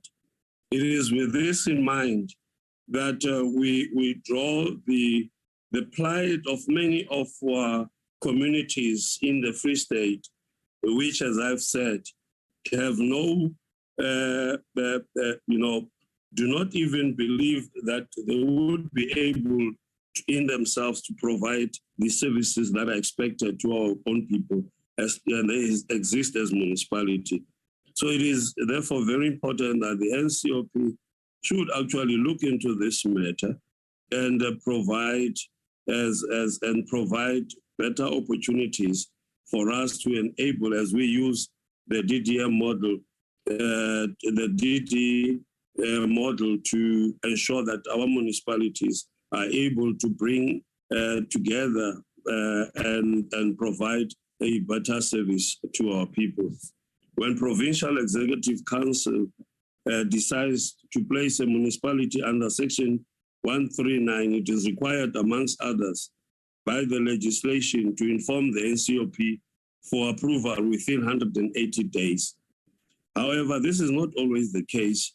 In many instances, like in Metsimaholo, the Ncop failed to respond timelessly, and later this decision of EXO had to be reversed, and it had already caused tensions between the provincial government and the municipal council.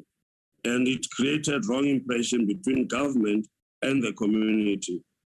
So it is very important to look into the approval period of 180 days and making sure that one would have expected that it will be very prudent that even before you implement such, the Ncop is brought to the front so that it understands and appreciates the challenges faced by these municipalities. In supporting provincial government, it would have looked in that would have been performed in terms of support as well as monitoring.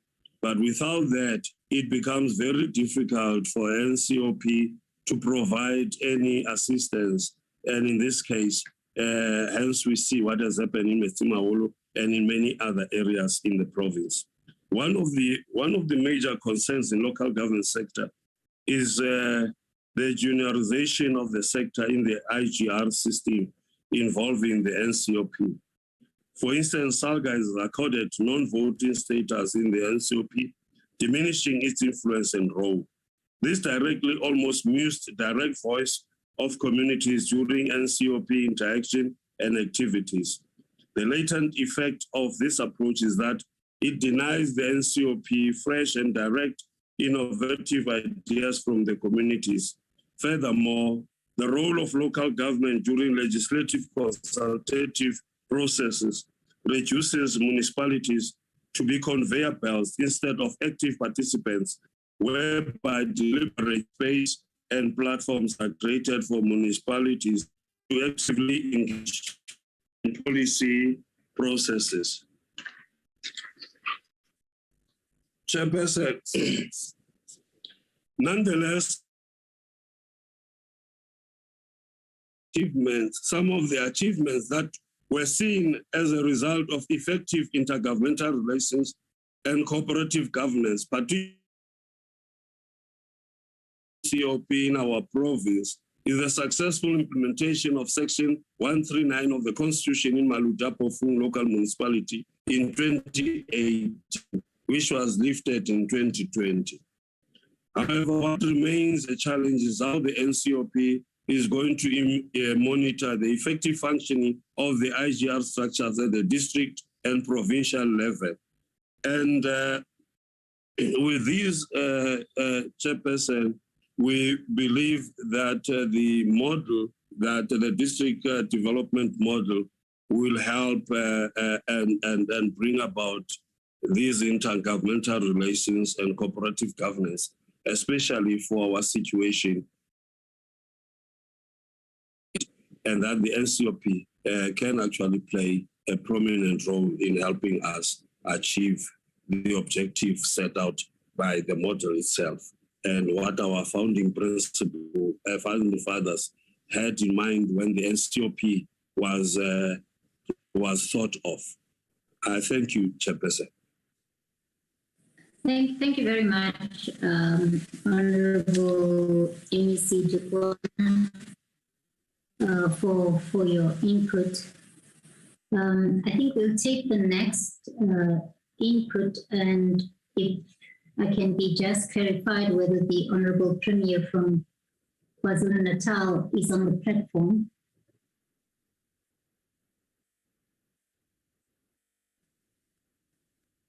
Okay, if not, I think Mr. Khululekile Mase, the head of department of Human Settlements, Urban Planning and Ncop in Gauteng province, is on the platform. Mr. Mase, you may continue with your presentation. Mr. Mase.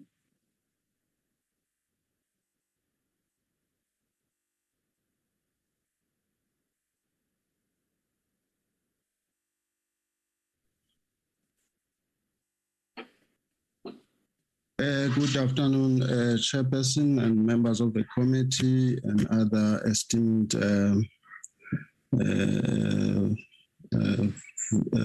people in the meeting.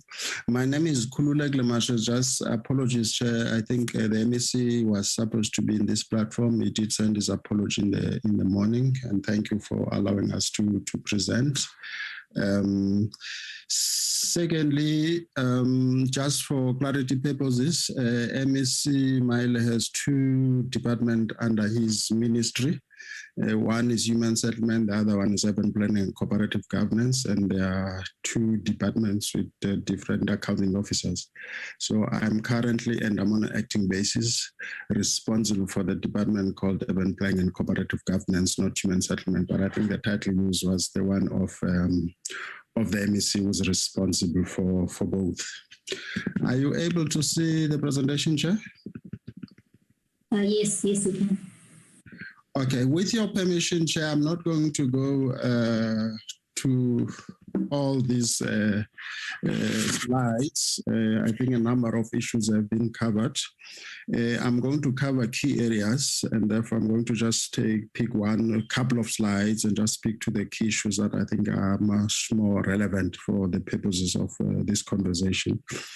One point I'm going to start with is, and we're going to approach this brief from the point of view of a practitioner, and practitioner not myself, but as a province practicing IGR. From practical point of view, what is it that we are doing to enhance IGR and support to municipalities, and then highlight some of the issues that perhaps of relevance to Ncop, and I'll approach it from that point of view. The first point I'm going to speak to is our approach to municipal support in Gauteng, the attempt that we're trying. We started about 2 years ago, some in 2019, 2020. And I'm going to go to that slide. As I'm saying, I'm going to jump a number of slides, Chairperson. So the first slide, I think is slide 7 that I'm going to go to speak to, and it highlights an important point. We have developed what we call regional support, and we've been saying recently, perhaps we shouldn't call it regional because we started before DDM, we should call it district support, because it's focusing on the 5 districts, and in Gauteng, from a DDM point of view, the 5 districts is basically the 3 metros and the 2 districts that we have in Gauteng. So COGTA is, whilst it's structured as a department, but it's got people who are responsible for leading interdepartmental and interdisciplinary teams that are supporting the different regions.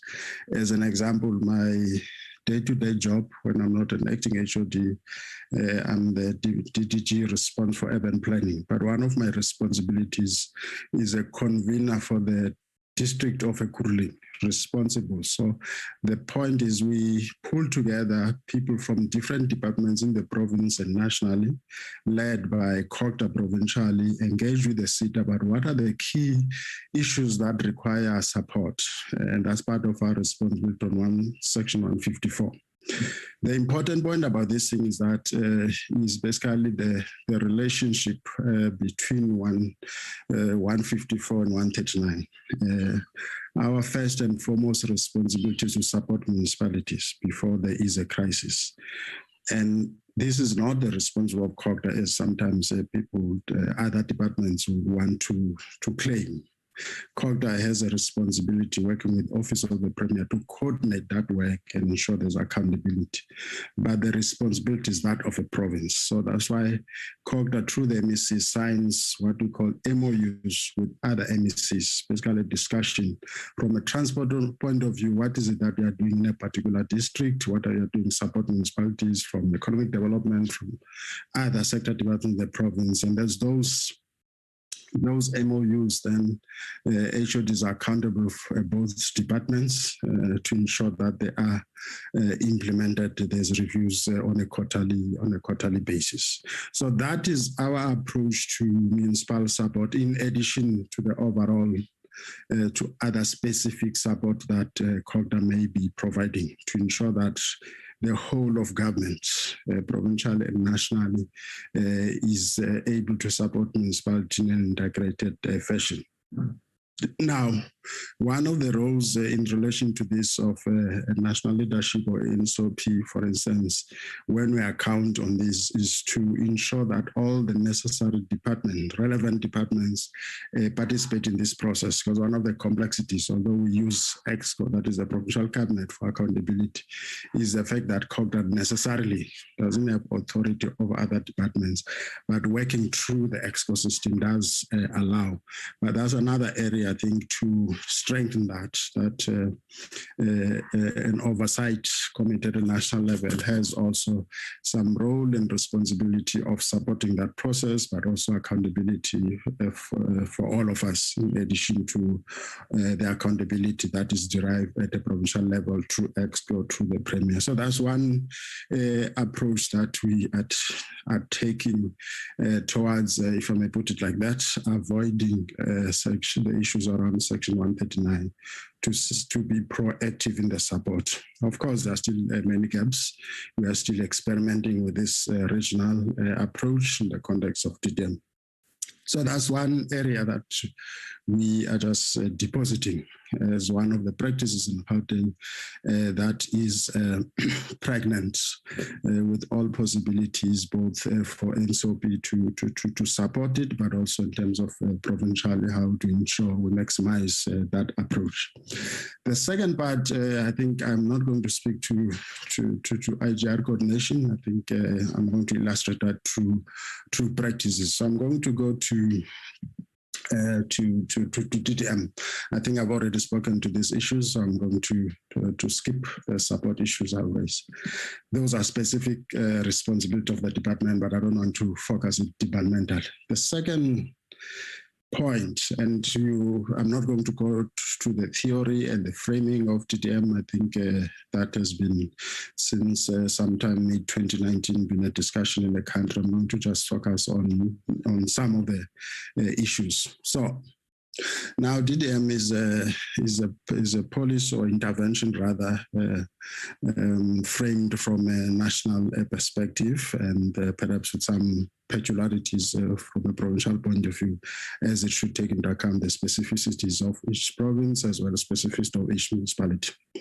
Now, the question here is that is the most important intervention from an integration point of view, from an impact point of view, of ensuring that all governments are able to contribute towards a particular space, responding to specific issues. The question, though, is how, and we have done this. We have already developed the 5 plans for the 5 districts. That is the 3 metros and the 2 districts. However, there are 2 issues that perhaps will require some thinking. One is there was in some municipalities a feeling that this is an intervention by national government in the municipal space, where national or even provincial government doesn't have a competence. And therefore, how do we deal with that within the IGR? And there are specific cases where we have to exercise some IGR processes, both involving technical people as well as political leadership, EXCO, MEC, to engage with those cities that are a little bit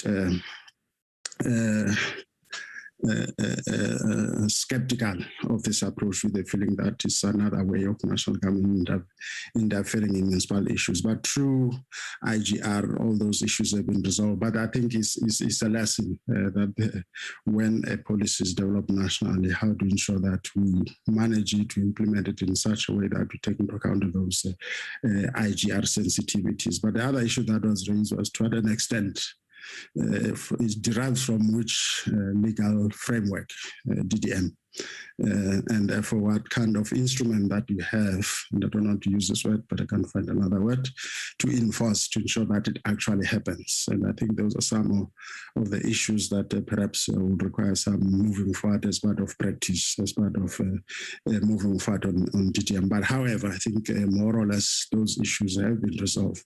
But they can at any time arise again, especially, and I'm going to come back to that specific issue, but especially in the context of the collisions that have emerged since the 2021 elections, where perhaps some municipalities may, moving forward, have a different view on DDM. And from an IGR point of view, what are the issues, what we can learn from that, and what are the kind of support we can get from Ncop, or even of clarity and consistency on policy issues, so that we are all on the same lane with regard to the implementation of DDM. But that was a lesson around issues of DDM from an IGR point of view, from the point of view of different spheres of government, when we are putting all our plans together, how to ensure that is within the IGR framework, but also it takes into account some of the issues around fears from local government that it may be a way for national government to interfere in a space which legally is not competent to do so. So that's the second point that we thought we could raise. The third point, and I'm going to pass this again, we're not really going there. The third point that we want to raise is, we've spoken to this already.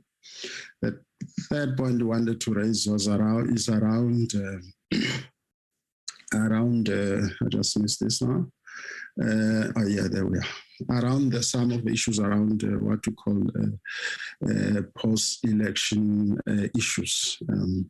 One of the, as we know, it's a matter of public record, the number of municipalities, in fact, the majority of municipalities in Gauteng are coalition governments, and they've been formed.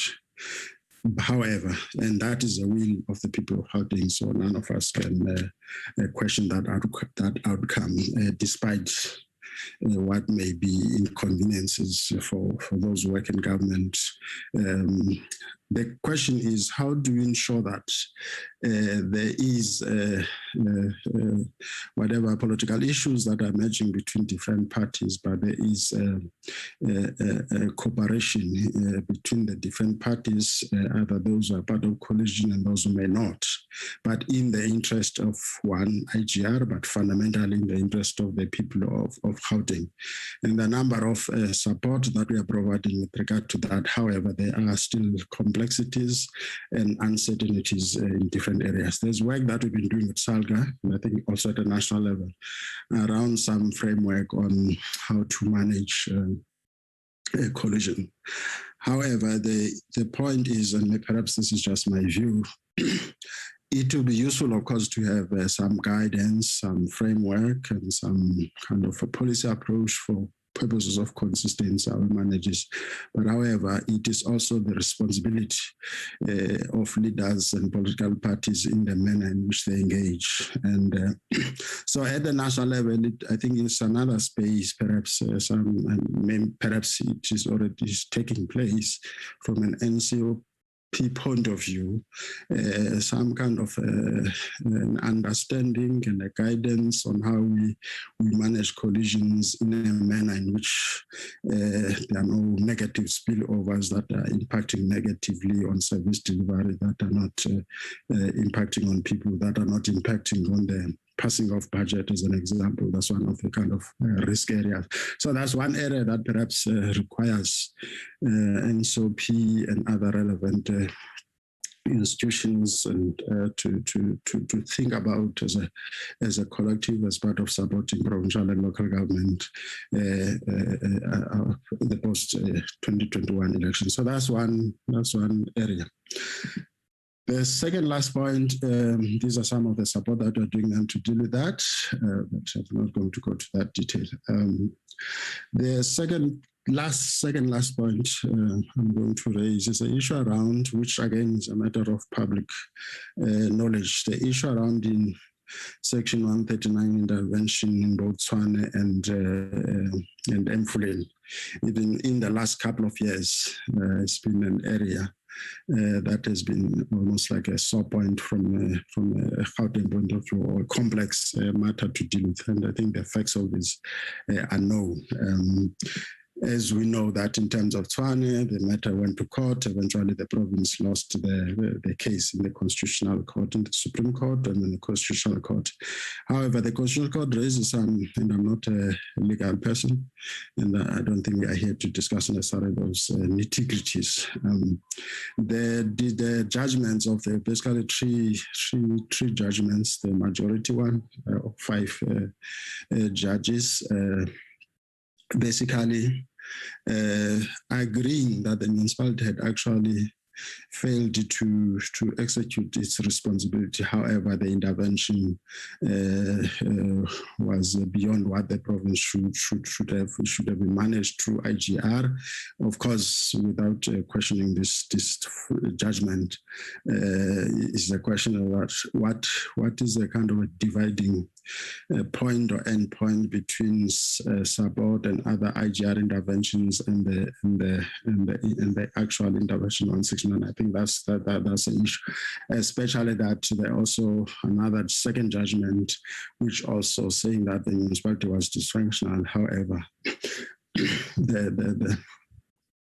then they didn't agree with the High Court decision, and then the third one, which is much closer to the second one, but with some nuanced around that we should have explored other options.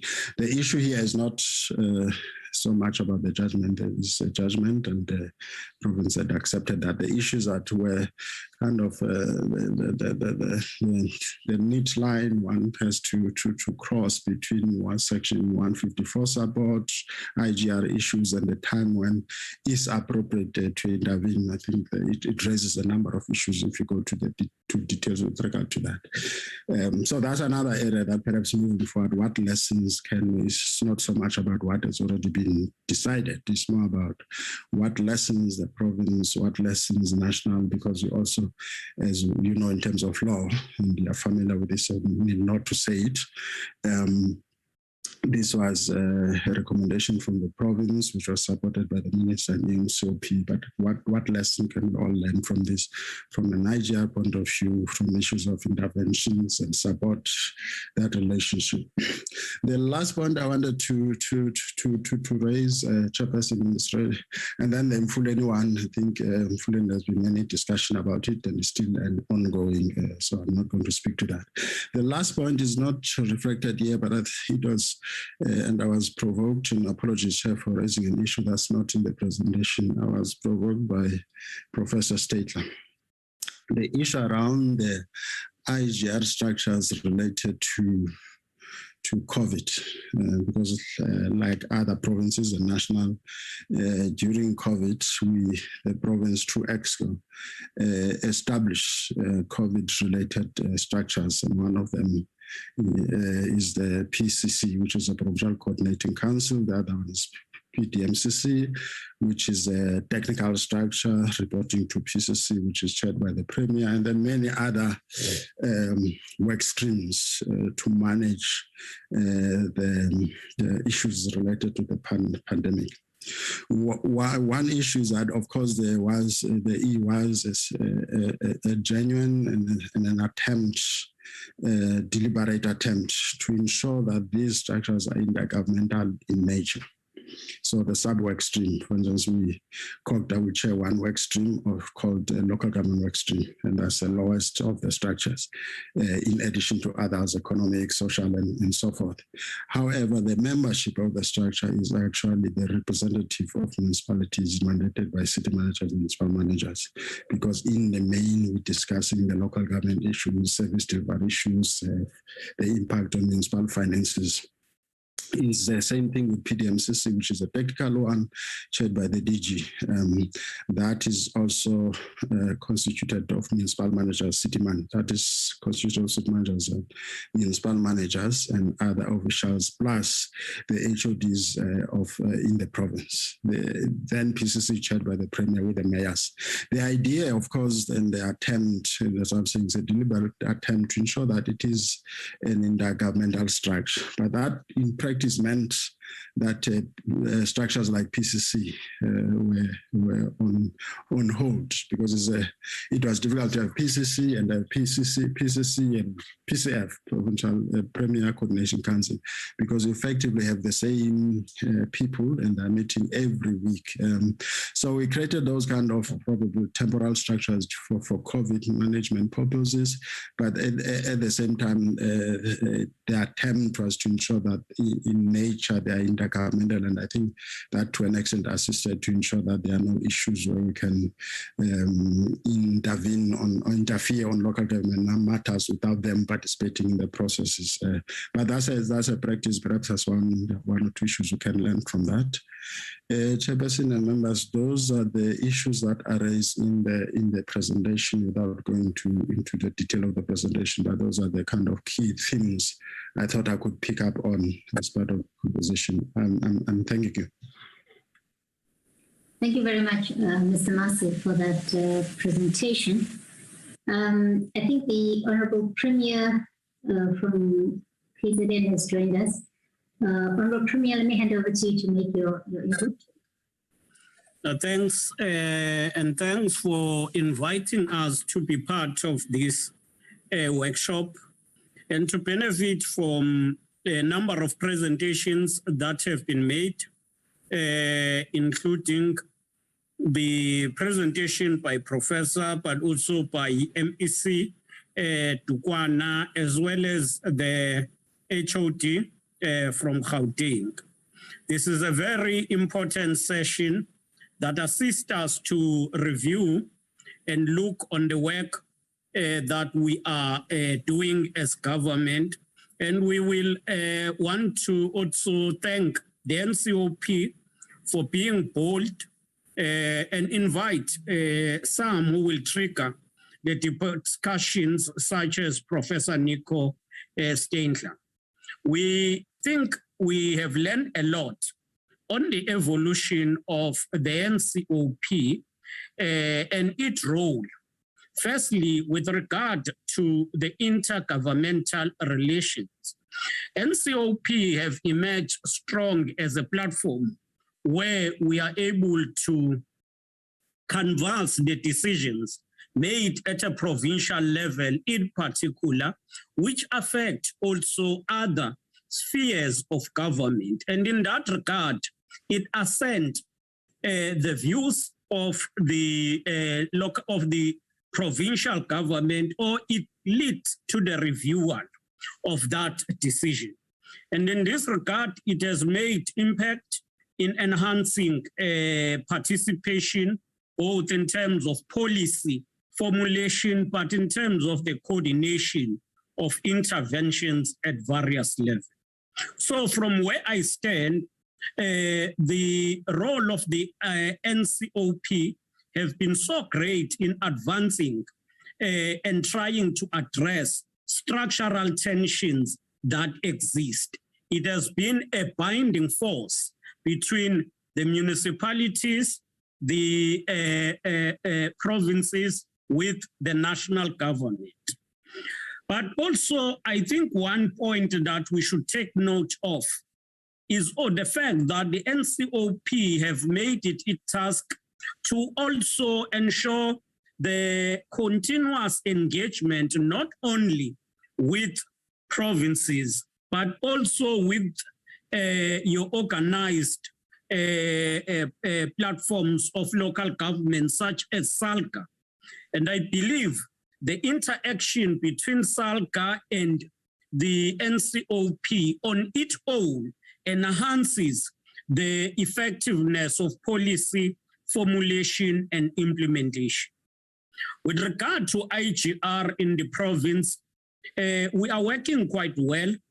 The emergence or the adoption of the district development model came to us as an addition and complemented the work we were already doing under the program of Operation Sukumasake. Operation Sukumasake is a program which we adopted as government of KwaZulu-Natal, wherein MECs or members of the Executive Council are assigned to particular districts. We have 11 districts. We assign the 11 members of the Provincial Executive Council, who are the Premier and the 10 MEC. All of us are assigned or deployed to district to work with district in ensuring that all projects of the provincial government and national government that are implemented in that particular district are monitored and implemented accordingly, but also to be a voice that coordinates between the district and the provincial government. So this became a critical arm of ensuring the coordination between the local sphere and the provincial sphere. So when the DDM came as it was adopted and piloted through the leadership of the president, we added on that. And the DDM have also brought this concept, which is very important, of one budget, of one plan, one budget from national, provincial, and local. As the province, we have moved with speed on the implementation of that framework to ensure that the IDPs that emerge from districts, those IDPs form part of what we implement in the province. Hence, we have established in each district what we call the political hub of the district development model. Secondly, we have a technical hub, and the technical hub is all HODs are deployed equally to districts. Each HOD is assigned to a district with particular officials, and therefore when there are projects coming from integrated development plans of municipalities, they get coordinated at a district level and feed to the Executive Council. We are now moving to a platform of resuscitating, or a process of resuscitating, what we used to call a shared model system. A shared model system is when at a district level, you bring together technical skills that are there to support all municipalities within the district. And that is derived from section 154, where provincial and national government must provide support to local government. And the shared model brings in a capacity to districts and local municipalities in a sense that if you've got technical, let me use an example. Maybe you've got a technical director at a district level. You then bring in all other departments at a district level that have the same directorate. They operate together. Then they support all municipalities. This is what we call the shared model system. And it is then becoming effective, especially for smaller municipalities who do not have capacity to have requisite skills, especially in the technical services as well as in the finance. So we have built that particular approach. My last point, because number of issues have been raised, will be on the effectiveness of Section 139. It should be understood, in the province we have rather used 139B, and it was only once where we used, or no, twice, where we used 139A, where we went to an extent of dissolving the municipalities. With regard to 139B, often it is applied in municipalities where there is dysfunctionality at a political and at a technical level. And that is caused by continuous interference of political leaders to the administration. It is easy if you've got a stable administration, even if you have the council, which is led by the coalition. But if they will make it their task not to interfere with administration, it becomes easy to keep the municipality. But once they interfere, it then becomes a problem. The key lesson is that if at a district level or at a district or at a municipal level, there is political coherence about the intervention and the need of the intervention, normally that intervention becomes successful. A case of Richmond, which was collapsing, we intervened, and then there was a great cooperation from the local municipality. The municipality got stabilized, and now they are functioning on their own. They are out of the provincial administration. So if there is a political will and coherence around the need of intervention, it becomes easy. My last point here is that in some cases, we intervene because some of the municipalities cannot sustain themselves. They can't in any way. Financially, they don't have the capacity. And that is like one municipality which is called Mpofana. They always need support. And once there is instability, that municipality, small as it is, it just collapses. And it has been under administration maybe for more than 4 years now.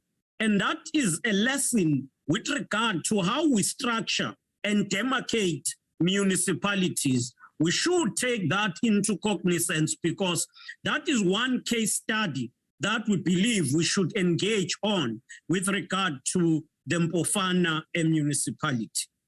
We are also having experiences where, as the province, we will intervene in some of the municipalities, but do not get concurrence from the Ncop. And once we don't get that concurrence, we suspend the intervention and do not proceed.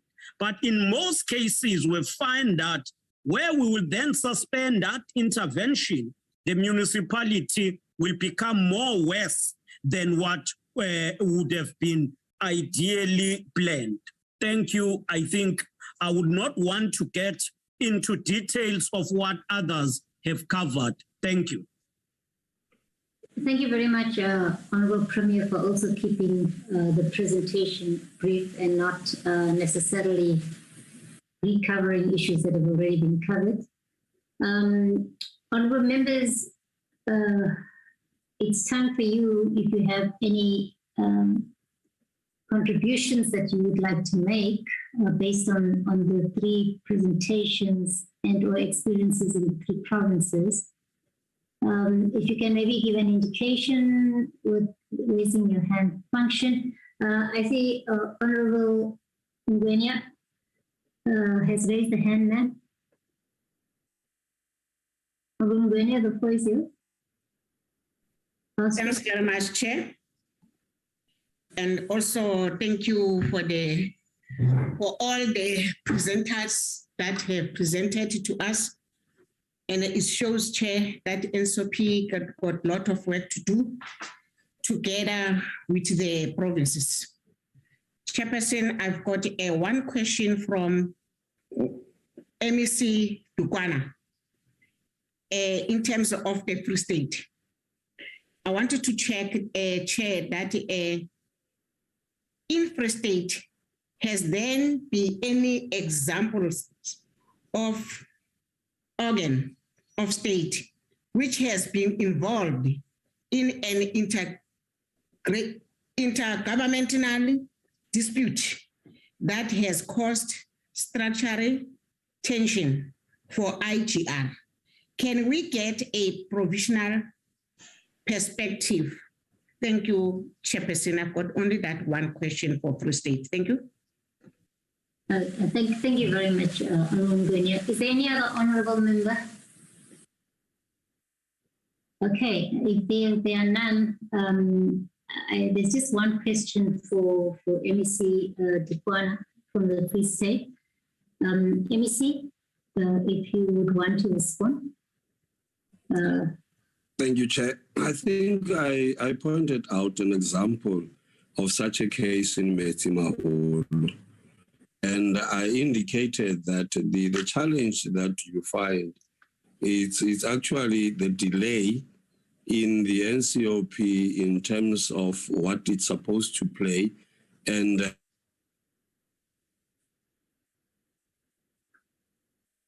give its approval to the intervention.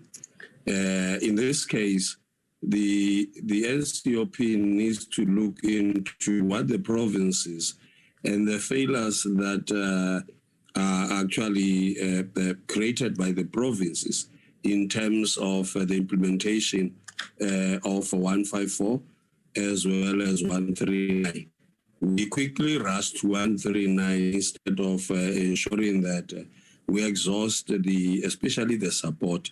And once the municipality has failed any support given, it is then that Section 139 should be applied.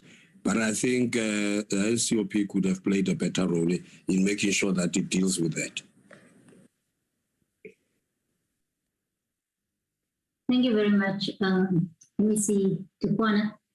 Let me also take this opportunity to thank all three presenters, the Honourable Premier of KZN, Honourable MEC for Copter Free State, as well as Mr. Kululekile Mase for your inputs. I think in addition to the IGR practices that you outlined in the provinces, you also highlighted areas where the Ncop has addressed issues related to IGR and cooperative governance in provinces. But just as MEC Dukwana has said now, there are areas where the Ncop has encountered some challenges. But also I think there have been some other areas like the district development model where the Ncop can find further expression in terms of engagement and to unblock IGR and cooperative governance challenges. I think the issues raised by the presenters are noted, and some of these issues I think will also find expression in the next session where the chief whip will outline the way forward. Our members, we now at the final item on this in this session and this workshop, which is the closing remarks and the way forward by our Honorable Chief Whip, Mr. Mohai. Mr. Mohai, the platform is yours. Thank you, Chairperson. We have come to the close of this important workshop on cooperative governance and intergovernmental relations. Allow me to express our profound appreciation and gratitude to all the speakers and presenters for their affluent presentations and profound suggestions. We are truly extremely indebted to the Minister of Cooperative Governance and Traditional Affairs, Honorable Dr. Nkosazana Dlamini Zuma, for always availing herself to assist us to enrich the work of the Council, particularly in our efforts to seek better ways to fulfill our Council's mandate of representing provinces and their interests.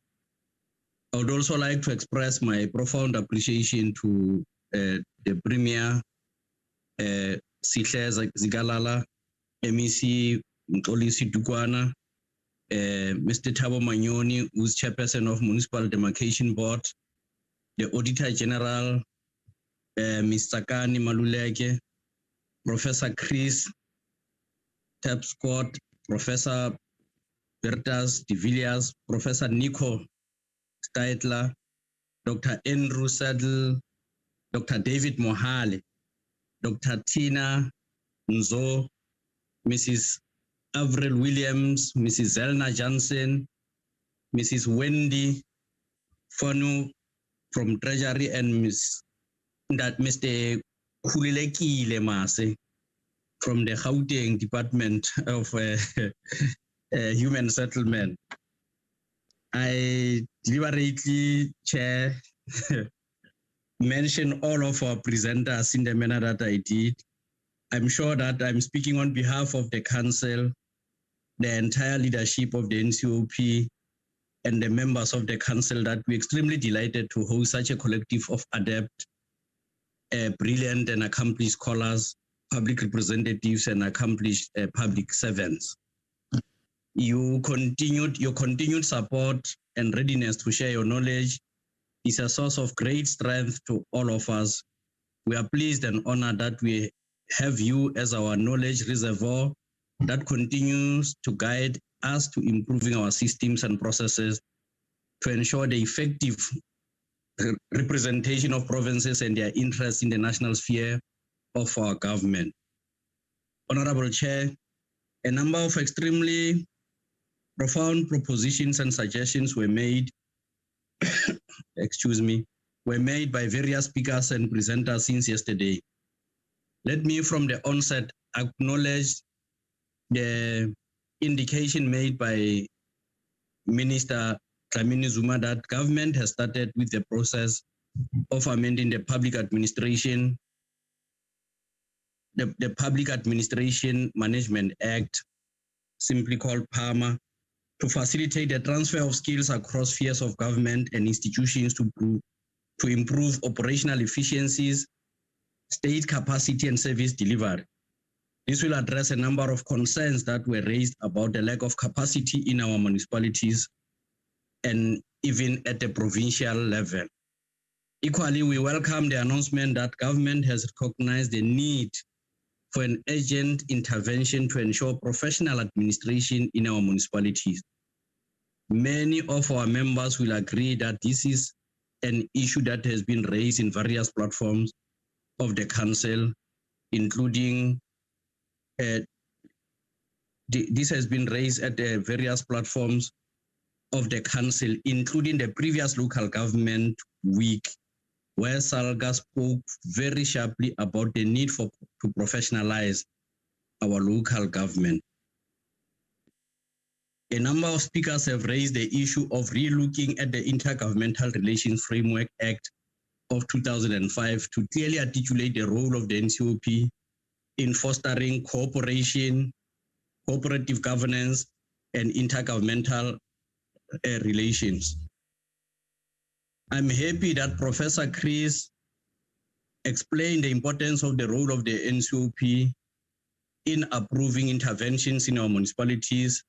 Will continue to ensure that this sticks, and he put it, as he put it, it remains key, and that it is sharpened to strengthen the power of the council to play a role in shaping the current state of our municipalities.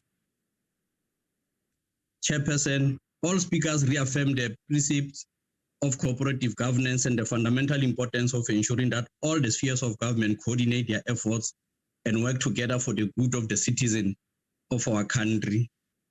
Dr. David Mohali and Dr. Nzo spoke at length on the fundamental importance of various spheres of our government to work together in cooperative and mutual manner to advance the lives of our people. Professor Bertes de Villiers and Professor Nico Steitler gave practical policy and legislative premises for the centrality and relevance of codification of cooperative governance and intergovernmental relations in our governance system for effective delivery of services to our communities. We welcome the suggestions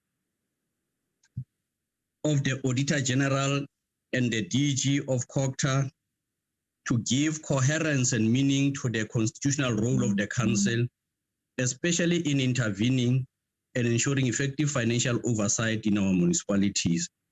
We'll engage with the Office of the Auditor General to see how we can further work on this. There were practical suggestions that they were already put out, especially in audit outcomes, public resource management in our municipalities. Such issues were highlighted.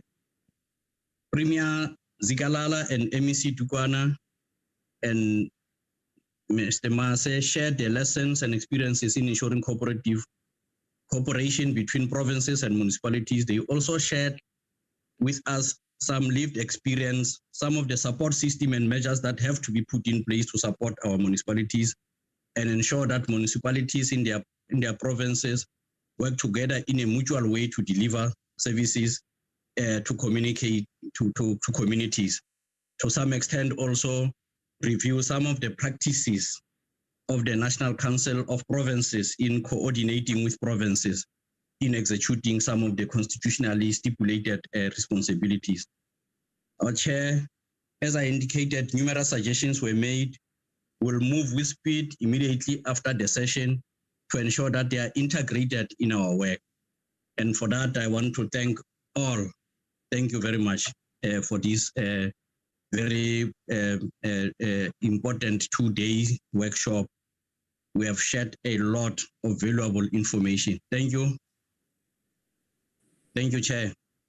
Thank you very much, Chief Whip. I think on a lighter note, I heard the emphasis on Khululekile.